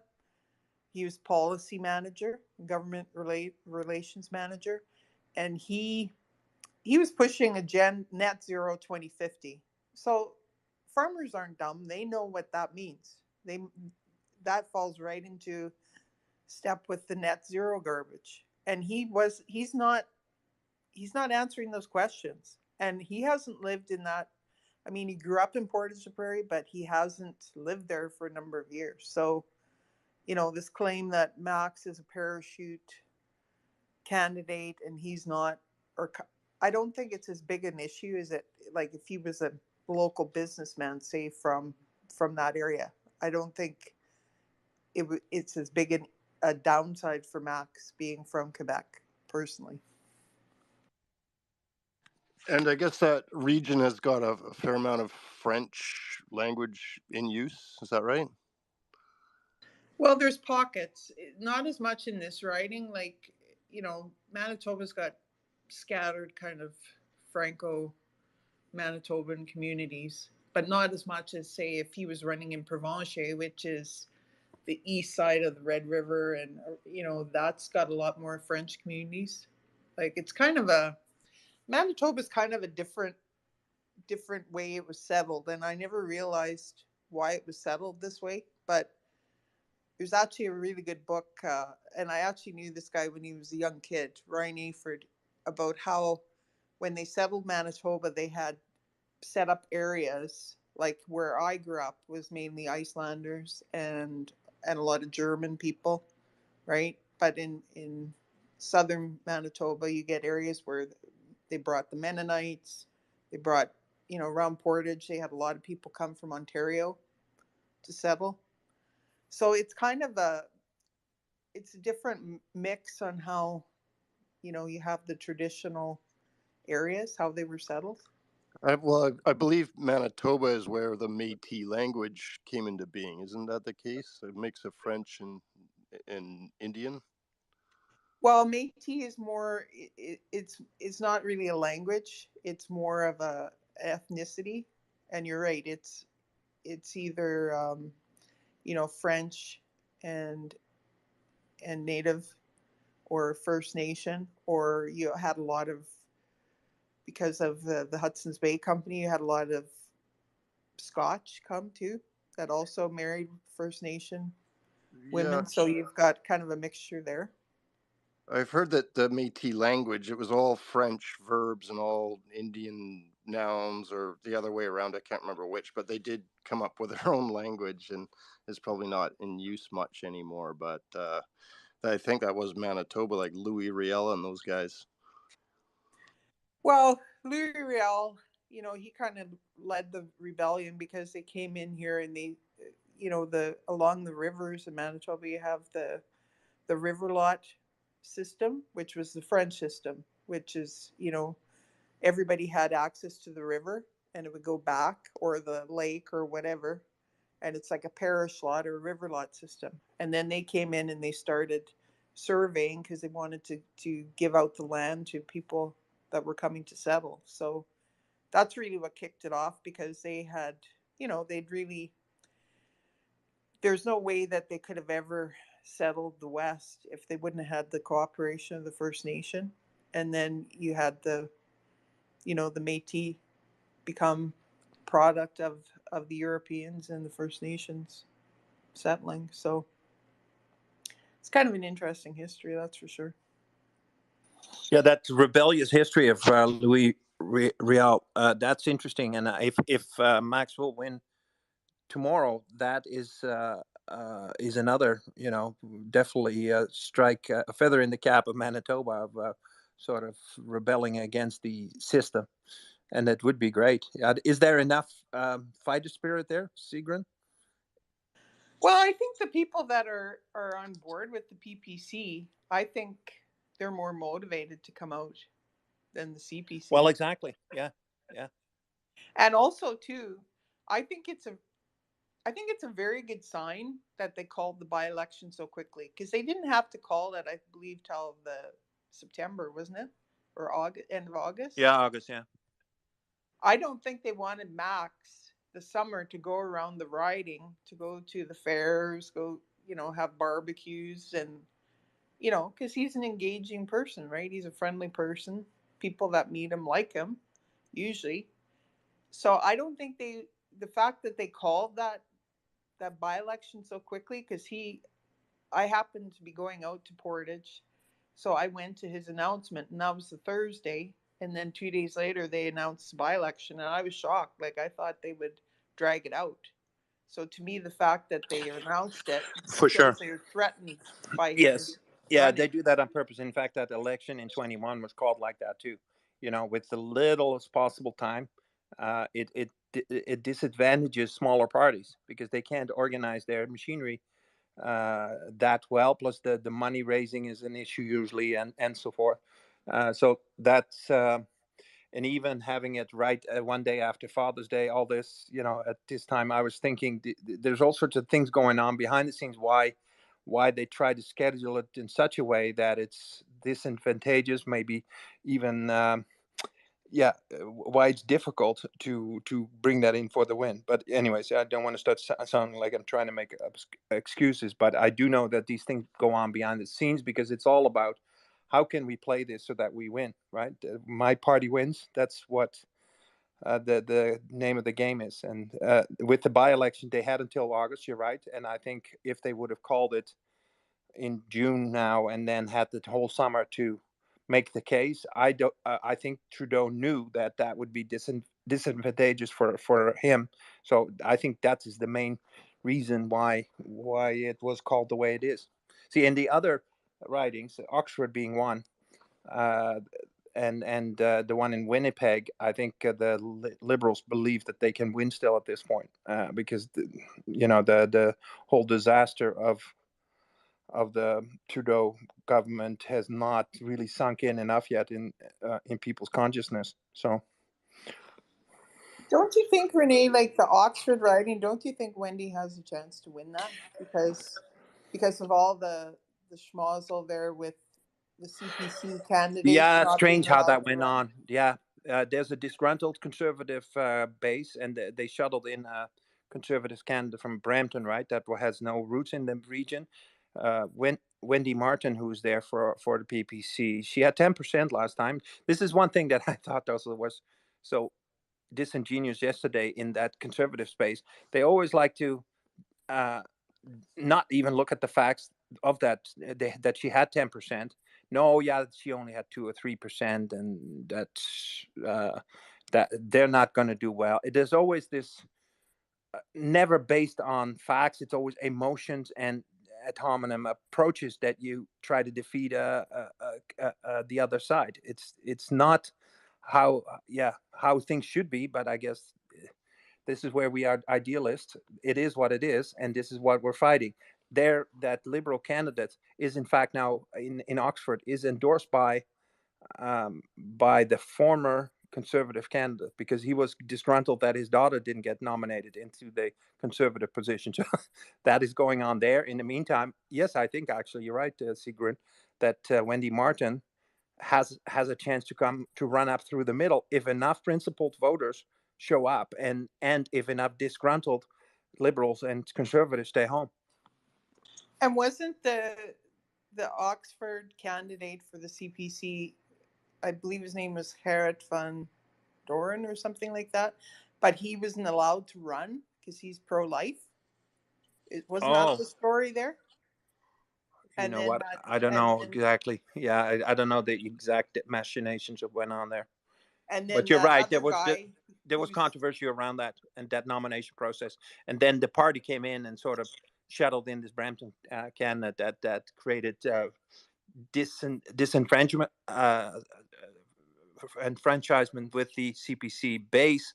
I would say that in itself could be beneficial to the PPC because people might say, okay, well, they're trying to finagle this whole thing, and we do not agree with the candidate, and they're bringing in another corporate sort of stooge.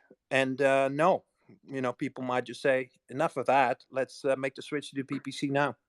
Yeah, what That's happened? been a problem in like NDP when the party comes in and overrides the electoral district associations. Like it's supposed to be that the people in their community select their candidate, and then you get, well, and this was 2015, Mulcair came and disallowed Paul Manley, and he switched to Green and won, but because people liked him in the community, and his father had been a respected NDPer, and well, the party's all gone to poop. But yeah, I think that maybe Canadians need to get more interested in what the word democracy means and what it can be and should be and how it's been hijacked. And we have this opportunity now. Yeah. Well, that's the big thing that I think comes out of this entire 3 years. I think many of us, and maybe I'm one included in that, is sitting back too much. We're all enjoying the comfortable lives that we've had, and we're focusing on that, and think that sort of the machinery will run itself, and that good candidates will magically appear. It's not like that, right? The whole system can start to rot. You can have the wrong people making the calls. This is exactly what has happened or had happened and in the last 10, 20, 30 years maybe.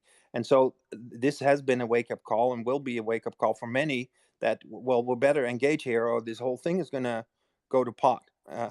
No pun intended. After that seems to be the only accomplishment that Trudeau managed to squeeze out. Totally. Yeah, fully agree, Renee. Yeah, great space, Renee. Fantastic, guys. I'm gonna step out for a bit. I'll be back a bit later. But yeah, great. Thanks for your space and- contribution. If there's others down there that are listening and are interested, or maybe want to bring in a different perspective, that's great. I'm not going to get into the CPC, PPC, controversy situation too much because I after the spaces from last night where things got really, and I have no interest in it today on Father's Day. So.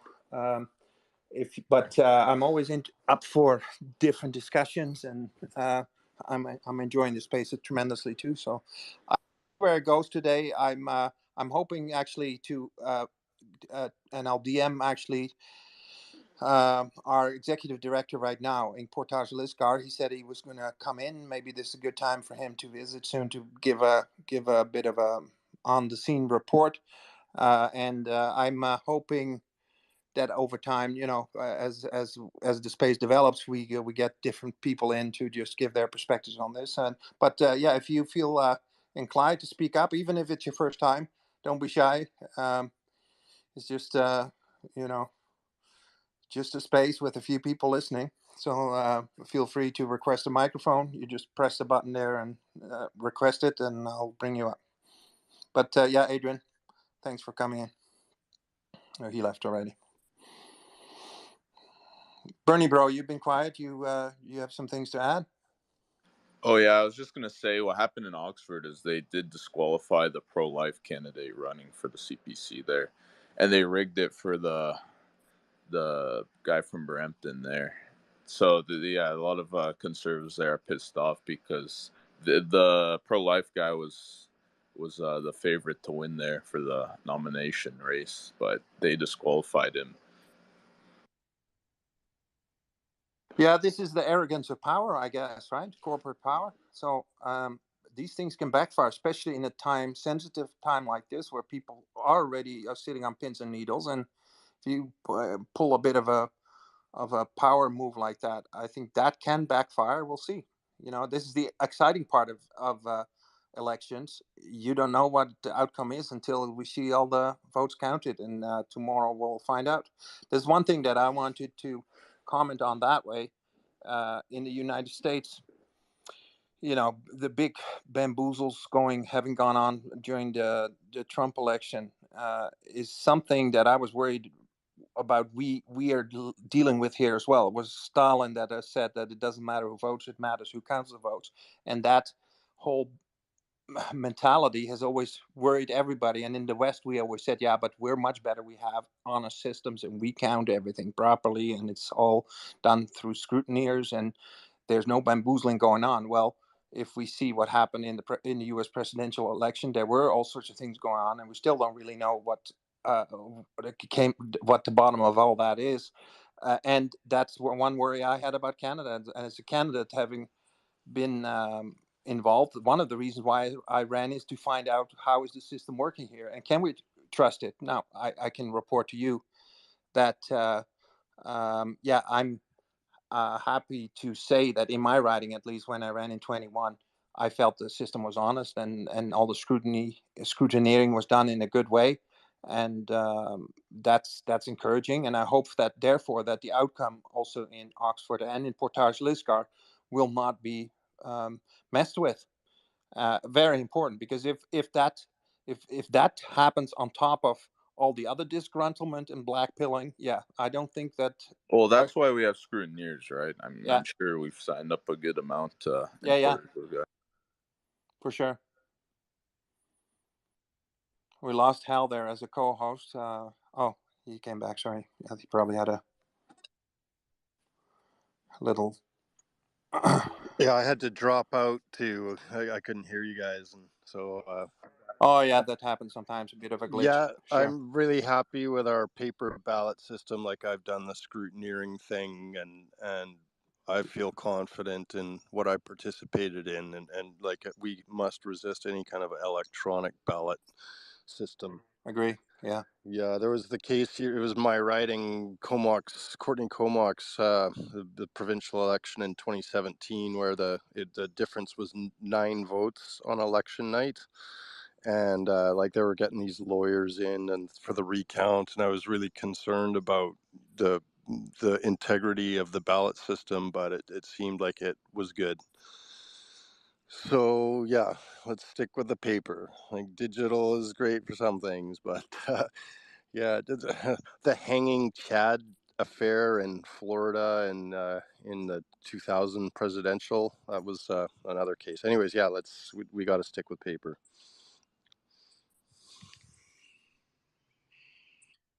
Yeah, 100%. I think if the electronic system is introduced, that could be the death knell of. That's another one of those things, right? Of the system. Uh, we often look at China and say, well, that whole situation is rigged, and there's no democracy there for that reason.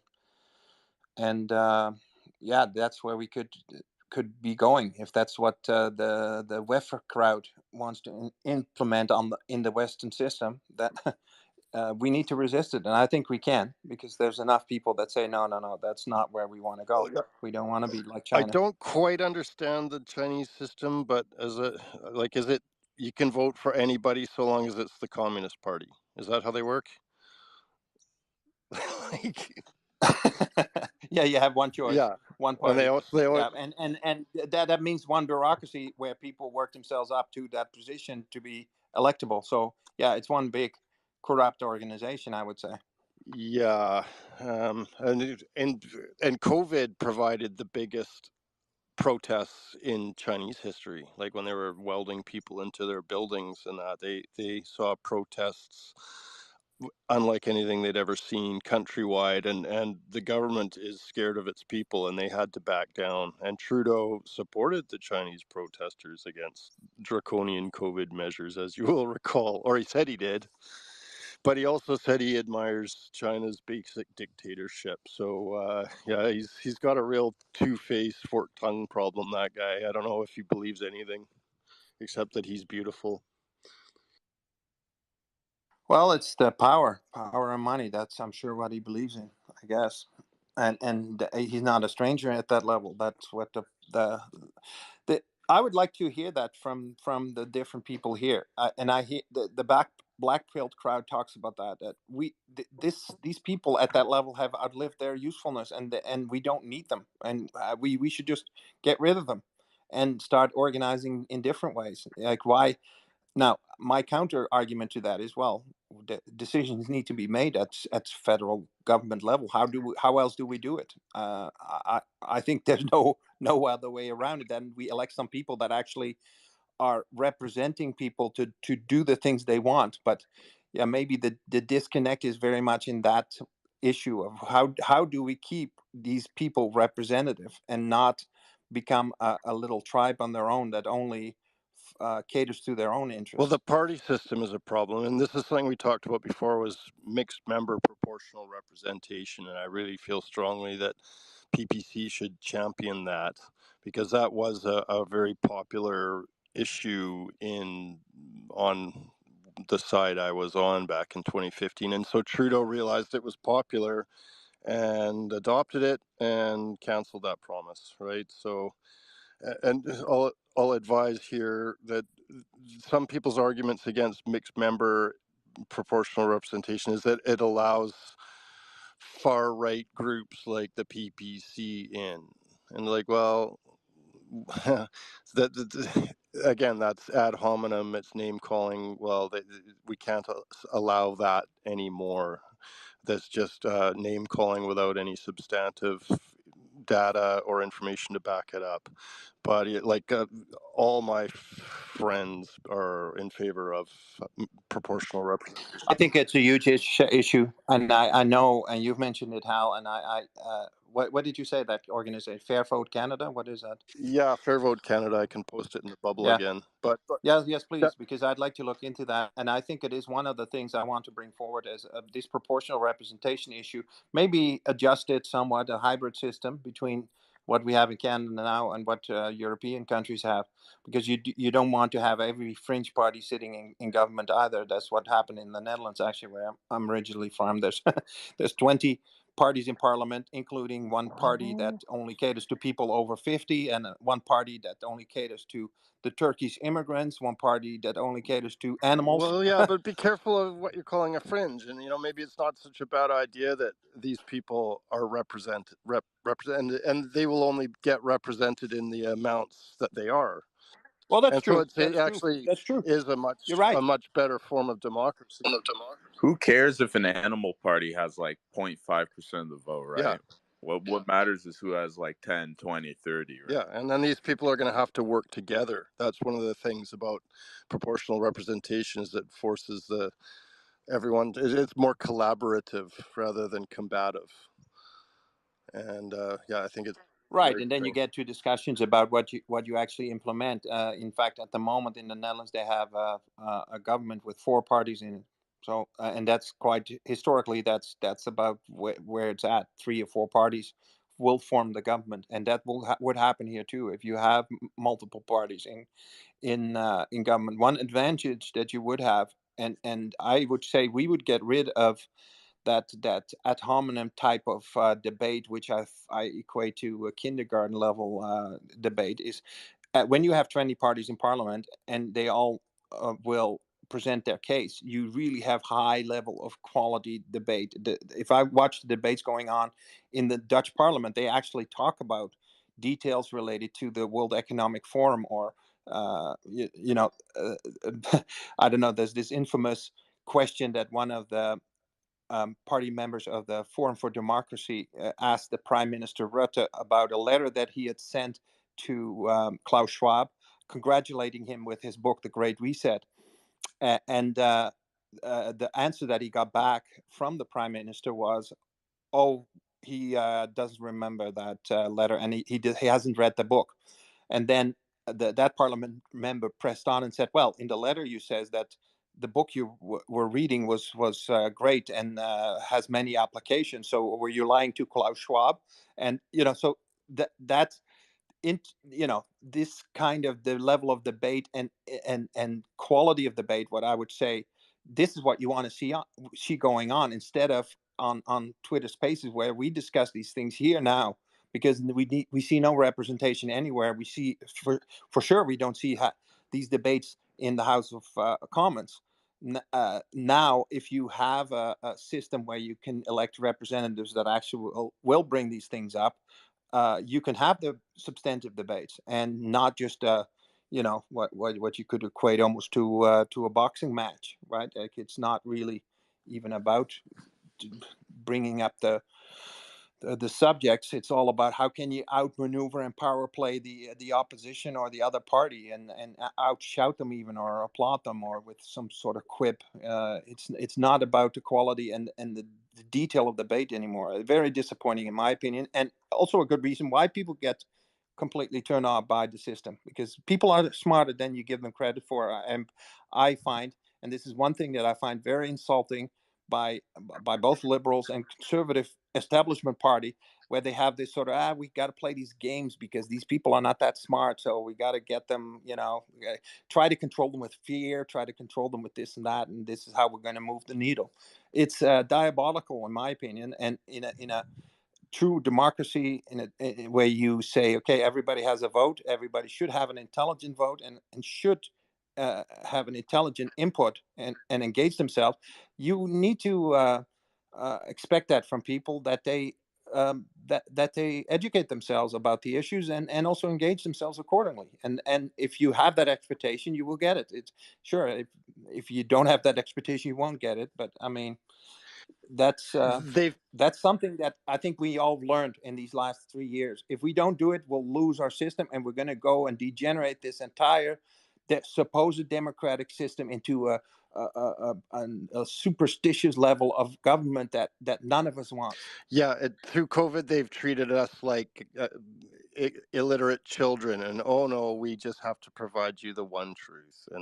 And we see that I think everyone can now see that there's a lot of really dark, fishy lies that went on. But back to the proportional representation, if People's Party takes this on, like, it will take the wind out of the sails of it. It will be put a lot of wind in the sails of PPC, and they'll be taken seriously by a whole bunch of intelligent, engaged Canadians. That, like, there was the proportional representation was very popular in 2015, and it's one of his worst lies or broken promises. People feel still to this day and there's Liberal voters, NDP voters, Green, especially Green, that wanted it. And yeah, that will put we can frame PPC in a whole different light with that, and that they are really interested in democratic principles and intelligent discourse.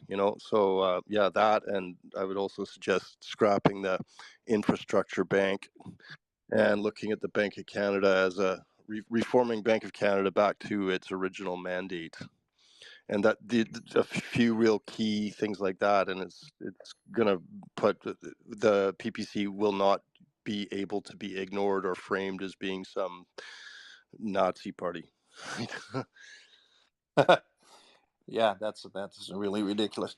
In the last election, and that had a lot to do with the leadership of the Green Party. I think the PPC did pick up a lot of Green Party voters, and that's something that might reverse itself now under the leadership of Elizabeth May. On the other hand, I do think time is moving on, and people within the Green Party that have seen the horrendous COVID bamboozle that also the Green Party bought into, is not something that they can now turn around and forgive the Green Party for, unless they come clean. But so far, that hasn't happened. But Do you have an opinion on that? How will that Elizabeth happen? Or no? Elizabeth May is a leftist joke though. she's Like, have you not. seen her? Have you seen?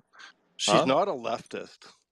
I've heard her. She was crying in Parliament when Zelensky was speaking, and was advocating for more and more funding. That does not make her a leftist. That makes her a rightist, actually. Like, if you want to reframe Well, it this. depends what your definition I is, know. but she's a statist, that's for sure. She's a Mulroney era red Tory, and she was pretty good of that bench. She was against government corruption and against the free trade things, but she is in favor of subsidizing the tar sands. She's in favor of war with Ukraine. She's in favor of COVID, biofascism. She What does she think on monetary policy and fiscal policy? Isn't she like an eco-socialist when it comes to that? No, she sabotaged the eco-socialist guy who was actually very smart, and like, he's just got back from Russia. But her like, the Green Party had some good ideas. Grassroots democracy, participatory democracy was big in the Green Party, which is like the members vote on policy, and then that it's like the membership rules. And she trampled on that in 2016 when she didn't get her way. She ruled by tantrum, and, oh, if you don't go my way, I'm going to quit. And yeah, so at 2016 she should have made good on her threat and quit, and she didn't. And now she's back in the leadership. She's the Green Party, like, she needs to go. She's totally destroyed the concept of grassroots participatory democracy that she. But weren't they always like against like free markets, and weren't they always against like oil and gas and all that? No, not like Elizabeth May herself was in favor of subsidizing upgraders for the oil sands, but like, it was about a logical transition. Though of course you would say the Green Party. So what was party policy on that? And it was toward an ordered transition, and to, doing things as responsibly as possible fiscally also, right? So there is this, the Greens do have a fiscal conservative and libertarian background, which is something that a lot of people might not understand about the Greens. And Well, majority of Greens like I see on Twitter, like their bios is like he, him, socialist. Like, it's not. I haven't seen any so-called libertarian Green Party member like people. well, Right? these are the people that have, like, I know of people, Greens that voted Maxime Bernier in that snap election there. But yeah, so it's as with any party, it's hard. You can't just lump them all into one pigeonhole.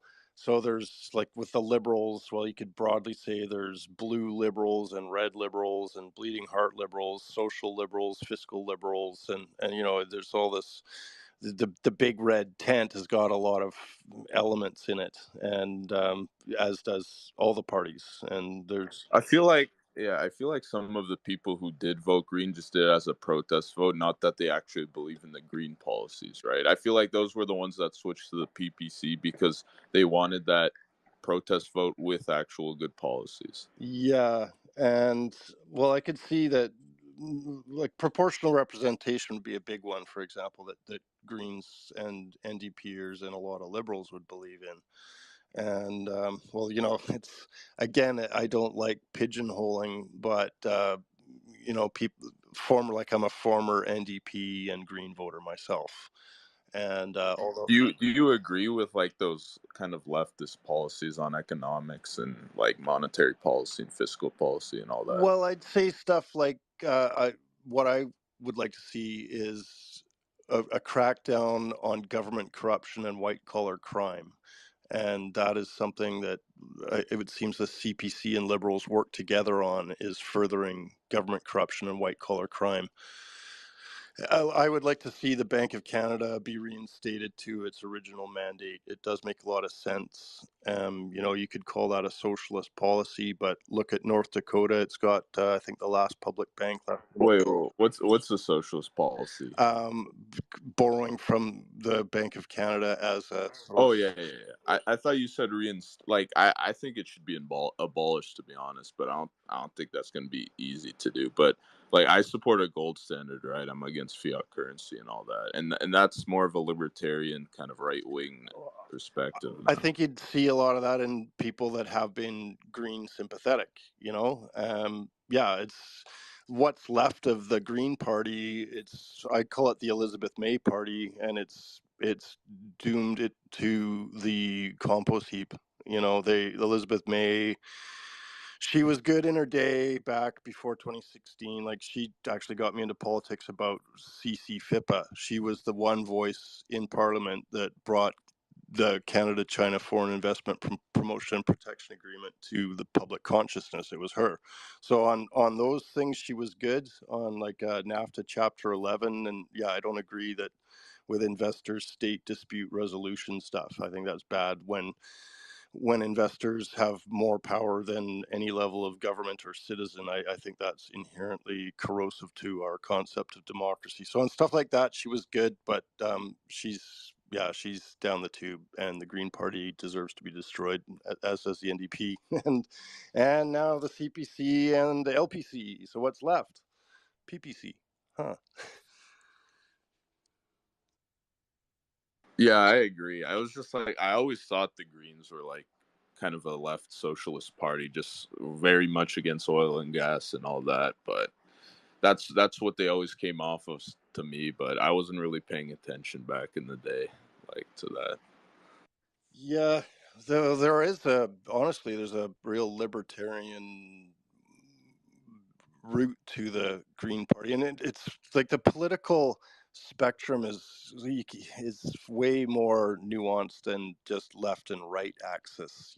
There's Yeah, I agree social with and that. fiscal, and then like the libertarian thing, and I know that people in the Liberal Party and the NDP Party will conflate libertarianism with being bad people, and it's like calling somebody a Nazi is to call them a libertarian. Well, actually, what's wrong with liberties, and so I guess one aspect of socialism that we're seeing is that it tends to become let's say a nanny state, or where you have a big bureaucracy. Well, it doesn't have to Well, be that way. that's what it always is, right? Yeah, It, so it's always inefficient, and it always just turns into disaster, right? yeah, and I see it like this employer that I've been with since 2014. I think they've finally gone broke because the permits have just taken too long. Like, the months turn into years to get cutting permits, and it's the only people that win there are the bureaucrats. And like, how can it take that long to just issue cutting permits, right? It's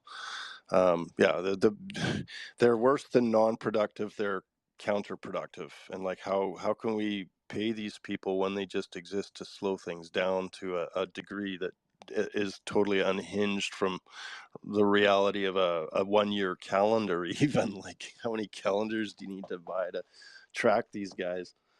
But yes, I can see that there is a lot of former NDP and Green supporters that will support PPC, especially with policies like proportional representation. That would be I think, a coup for the PPC. Yeah, I've heard Max says he supports more proportionality to the election system. He says he hasn't made they haven't come up with an official platform yet, but he does support uh, talking about that. Yeah, as a candidate here, Marcus Stovall, I definitely support that as well. I think that's only healthy. That we need that vigorous debate that we can have here on Twitter. We need to have that at the higher levels of government. The disappointment that I see in Portage-Lisgar debates around this by-election, even there's no debate going on. It's just the candidate that's under threat of losing, which is Brendan Leslie. He just comes up with what he thinks are a few smart smears of the challenging candidate, and that's it. There's no substantive debate of but the issues. Maybe that's part of the by-election scene. I don't know how to judge that. And my hope is that actually in the next general election, with Max now having had in the last election enough votes to qualify for the official debates, that we can see that kind of healthy debate and fireworks actually happening. But it's very disappointing, in my opinion, for many of the people, and it doesn't even include the supporters of the PPC or Green Party or the challenging parties. It should be disappointing to everybody. Otherwise you get this corporate toast milk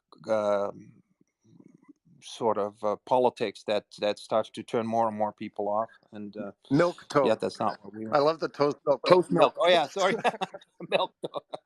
Yeah, I don't see how they could keep Max out of the debates again, because if they allow the Greens there with 2% of the vote and they kick out Max with 5% last time, it's gonna look pretty bad.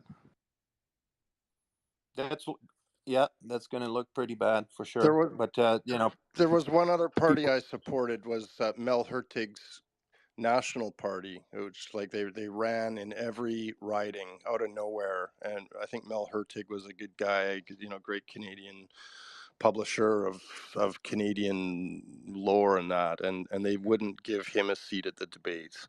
And the lawsuits, so they sued. I don't the party dried up, but that was a one flash in the pan hope back in the 90s, I guess, if anyone remembers that. Mel Hurtig National Party. Did you support the Reform Party back in the day with Manning? Did I did not, but in retro, well, times have changed.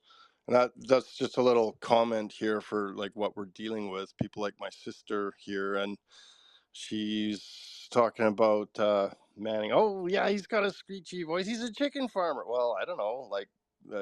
As far as I know, Manning's probably a pretty respected guy. And I honestly, I didn't follow conservative side very closely up until Harper, who I was looking at very carefully. So yeah, but it seems like Manning, from the little I've seen from him or heard from him, he seems like a very reasonable, respectable guy. What do you guys think?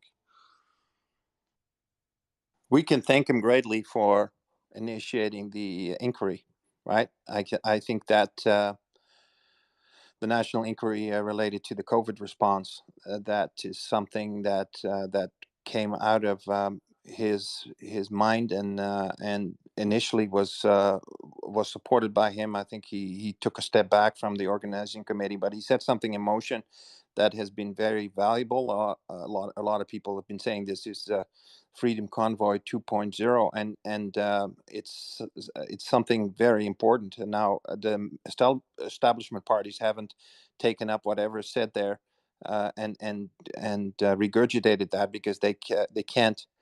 What did you guys say? They can't admit that they were wrong. People can't admit they were wrong. Really, that's the reason why they can't talk about this, right? So, but at some point, this discussion will be had, just like we're having it here. And at that point, the service he did to Canada by having this discussion at a high quality way, led by good people that kept it very focused on facts and truth, is invaluable. And I think that's yeah, you need people like that, maybe with a screechy voice in the chicken farmers. I didn't know that. Was he? I thought his dad was a politician as well. I don't know, but it's Sorry, just what was the question? well, was Preston Manning a chicken farmer? But what kind of a insult is that? This is something I see with my sister. It's just, I know. This is ridiculous, right? and Like, chicken farmers have got more boots on the ground concept of reality than bureaucrats in the city. They know they understand gravity and and life and stuff like that. And how to clean up poop. Yeah, and let's Yes, face it, that's a real life skill. But this is the kind of ad hominem you're against. There's no substance to I that know. attack. It's just simply, oh, I don't like him. What? Oh, that's a chicken farmer. And Yeah, it's like the battles I'm having with some elements of my family. It's like, oh well, yeah, you don't have a university degree.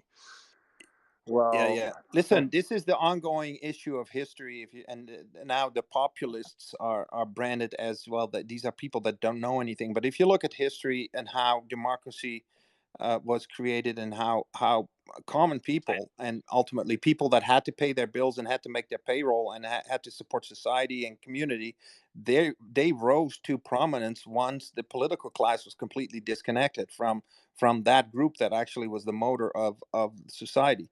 I was just reading a book. Hal, you'll find that interesting as being connected to the Dutch situation.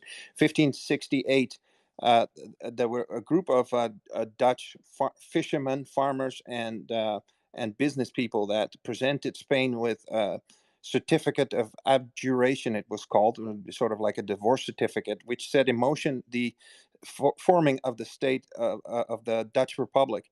And these people were looked at initially by the noblemen, which was the political class of the time, with great suspicion. Well, how do these people know how to run things? Well, they pushed through. They actually wound up having a war around that, the infamous 80-year war that preceded the full establishment of the Dutch Republic. In the peace of the peace accord of Munster in 1648, after 80-year war, they had their own country, and they established government. And ultimately, if you look in other history, in the French Revolution, you have other examples of that. The American Revolution, Declaration of Independence. It's usually the rising of discontent, grassroots, that will create the change that is needed.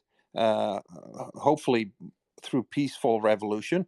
And as John F. Kennedy said, if a peaceful revolution is made impossible, then violent revolution becomes inevitable. So this is something that the political class will definitely have to take into consideration. And yeah, it'll play itself out in the next couple of years. We'll see what happens. and yeah, these chicken farmers and the people that create the food and transport it and distribute it and prepare it, it's like, yeah, do you guys want to eat? Like, how are you going to let them eat? Let them eat cake. Let them eat bread. Was that Marie Antoinette? Was that her name? Marie Antoinette, yeah, exactly. Well, Let's meet cake. but yeah, so well, I do have a post-secondary degree or certificate, top student, blah blah blah. Like, sure, it's just heavy-duty mechanics, but to understand how things work is important, and with a lot of other. No, Well, this is why I have a lot of faith, actually, in the voters of Portage-Lisgar. A lot of farmers there, and people, salt of the earth people, so to speak, that have just common sense, right? Just that they don't really judge it things, just other than, okay, does this make sense, and how is it going to work? And yeah, there's nothing nothing wrong with that. I would say, and if we can have more people in government that can say, how can we make this work so it actually works for the people, that would be of great benefit to everyone. well, for me, it's taking a very hard line in the sand and being polite about it. But like for my sister and I she needs to extract her head from her digestive tract. I'll just put it that way, and politely. And I think that this is, having tried to reason with her for 3 years, that how to change the tactics and amp it up a notch. She just discovered that I'm talking with the PPC, and like, well, all she knows about the PPC Oh, now is, you're working with the enemy. oh, like Yes. they're Nazis. Well, Yeah, yeah, now yeah, we can yeah. have a Well, you know discussion. what? There's a normalcy bias is huge, and I had this discussion with my dad about how and they're also injectors of the Pfizer experimental drug, and I begged them not to take it, but they did it, and actually it has negative health effects on them. I can see it, but they will of course not admit it. But my dad, and I had, since I was 15, I've had debates with my dad about politics forever. He's a great dad otherwise, but he, at one point, he came to the conclusion that, listen, even if you're true, for example, that 9/11 was an inside job, or that Pfizer bamboozled the population here and the politics, and just pushed this experiment through, even though it was completely detrimental. I do not want to believe it. That's basically his response, right? Like it's that's what we're dealing with. People want a certain normalcy by it. They seem to see the world in a way as well. It's logically organized, and it's organized in a way that it benefits society and the individuals that live in it. And if something is wrong, they don't want to see it because it's too It threatens their whole too foundation. threatening. Yeah. Yeah, and this is indeed what it is. In these white or these PhDs and that are, and that's again in this family connection I have. This PhD and behavioral scientist is involved in the spin for like Europe and Canada, deeply embedded. And so Right. yeah, and I carbon copied my sister on this letter to this woman, and her nose is seriously out of joint, because how should I talk to a PhD like this? Well, okay, it's time. If you don't get on the right side of this, I'm going to start petitioning to have your degree revoked, because you're Well, this is why I'm looking forward to that debate between Robert Kennedy Jr. and Peter Hotez. I think that might be that sort of like highest level in the U.S. Around this entire debate of vaccine and the last 3 years and all the problems that came with it. It's still not settled right now, right? And if we never settle it, and we don't really lift the consciousness of the facts around this to a point that people say, okay, this is what it is, this is what we've been dealing with, then the lie continues, and it will become one of those things like John F. Kennedy's lone assassin knot, right? That 60 years later, everybody's still um, wondering what really went on. Facts don't matter. It's just your opinion or your emotions about what happened that matter. everyone's And allowed their own opinion, but no one is allowed their own facts, and that's why I've taken this. So, well, there's a lot of reasons, but it's an attack on truth. Like this is I know. Orwell. I know. I was in, I think it was in grade 8, and it was a required. It was 1980. The year was 1984, and guess what book we were reading? Right. That was mandatory reading. Yeah. I doubt it is Yeah, anymore. Hal, listen, I find it's very refreshing. You're coming at it from a different political stripe, and it's interesting to have these discussions. And this is what needs to happen in Canada. We need to have these debates and also agree that, yes, truth does matter, and let's organize around that. And at that point, then we can start making progress, because otherwise we'll descend in some Middle Ages superstitious government that is not going to end well. I would say So, that none of this COVID tyranny would have happened if we'd had freedom of speech and freedom of the press, and those are two things that yes. NDPers and liberals, like, how can you actually support censorship and suppression of truth? It's like, and then you start getting at their level of discomfort about their whole foundational belief system being shattered. Well, it's gonna hurt. Like, there's some pain happening here in between families and tribes and whatever, but it's like, we gotta hang on to what is truth, or Right. If we throw that overboard, then all is lost, I would say. yeah. Um, But yeah. that's been the most disturbing thing to me is throughout this whole thing is like I was just flabbergasted how people were censored. Like, you were censored on Facebook. I went into Facebook jail because I posted from Stats Canada. I was literally put in Facebook jail because it showed that the amount of deaths was no different than the previous 5 years. I was put in Facebook jail. And you tell people that, you show them that, and they're not upset. They just think, oh well, yeah, I guess you shouldn't have said it or whatever. Like, they're so quick to give their freedoms away. It just knocks me over now, even, like, that people accept it and they're fine with it. Like, it really is 1984 type of thought, right? Thought crime, right? Yeah, it's surprising to see that. But if you look at history, and 500 years back, they were burning people at the stake, right, for being ketters, or what were they, Her- that were going against heretics. Witches. heretics? Yeah, yeah, exactly. So yeah, that's just that. This is just a modern way of burning people, and that's it's all in the end. You can say, well, come on, don't be such an idealist. But yeah, it is about power and money and control. And so the people that position themselves in that well for that, they're the ones that are going to determine what truth is. The Even stakes are higher than in the medieval times, in the dark ages, right? Because now with globalism and technology, like we really can't, it's hard to hide with Bill Gates and his mosquitoes. You know, right? Yes.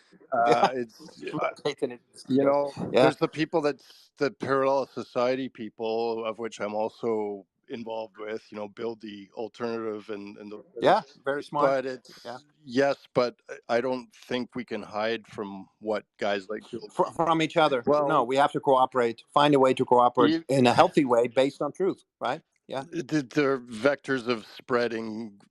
You know, we got airplanes that might be spraying stuff, and then mosquitoes that might be carrying some kind of bizarre freaking disease they've cooked up or whatever. I mean, it's very difficult, and that's the black pill people in on Telegram and in my region is, yeah, don't bother, and it's frustrating to encounter these guys. It's like, okay, well, are you prepared to totally fend for yourself? Like I am. I'm closer than anybody I know. I'm off grid. Like all this is solar power. I got, you know, I'm in the woods, blah blah. But here's these people. Oh yeah, well, don't bother with those guys. We just build the alternative. But I don't. None of these people are self-sufficient. You know. No, no, and we all function within a system to some extent, right? Like even if you want to trust to go out and do some groceries somewhere, the system needs to function efficiently, ideally, Yeah. right? So So this is, as I see it, a last-ditch battle to try to reclaim sanity in the world for the yes, betterment of yes, all, right? And we have no, that's right. we have an unprecedented opportunity here, unlike anything I've ever seen.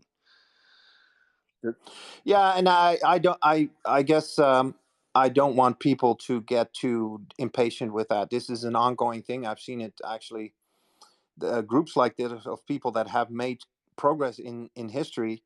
Well, it took them long times to fight evil and to fight um, untruths, and it's just it's not going to be an easy battle or something that's wrapped up next year. It's just something that you decide to engage with, and find ways to also politically engage. So yeah. It is an ongoing project, but I haven't read either the Great Reset or the Great Awakening. But you know, I think there is a perfect storm in place. There's things Yeah, lining yeah, up, there is.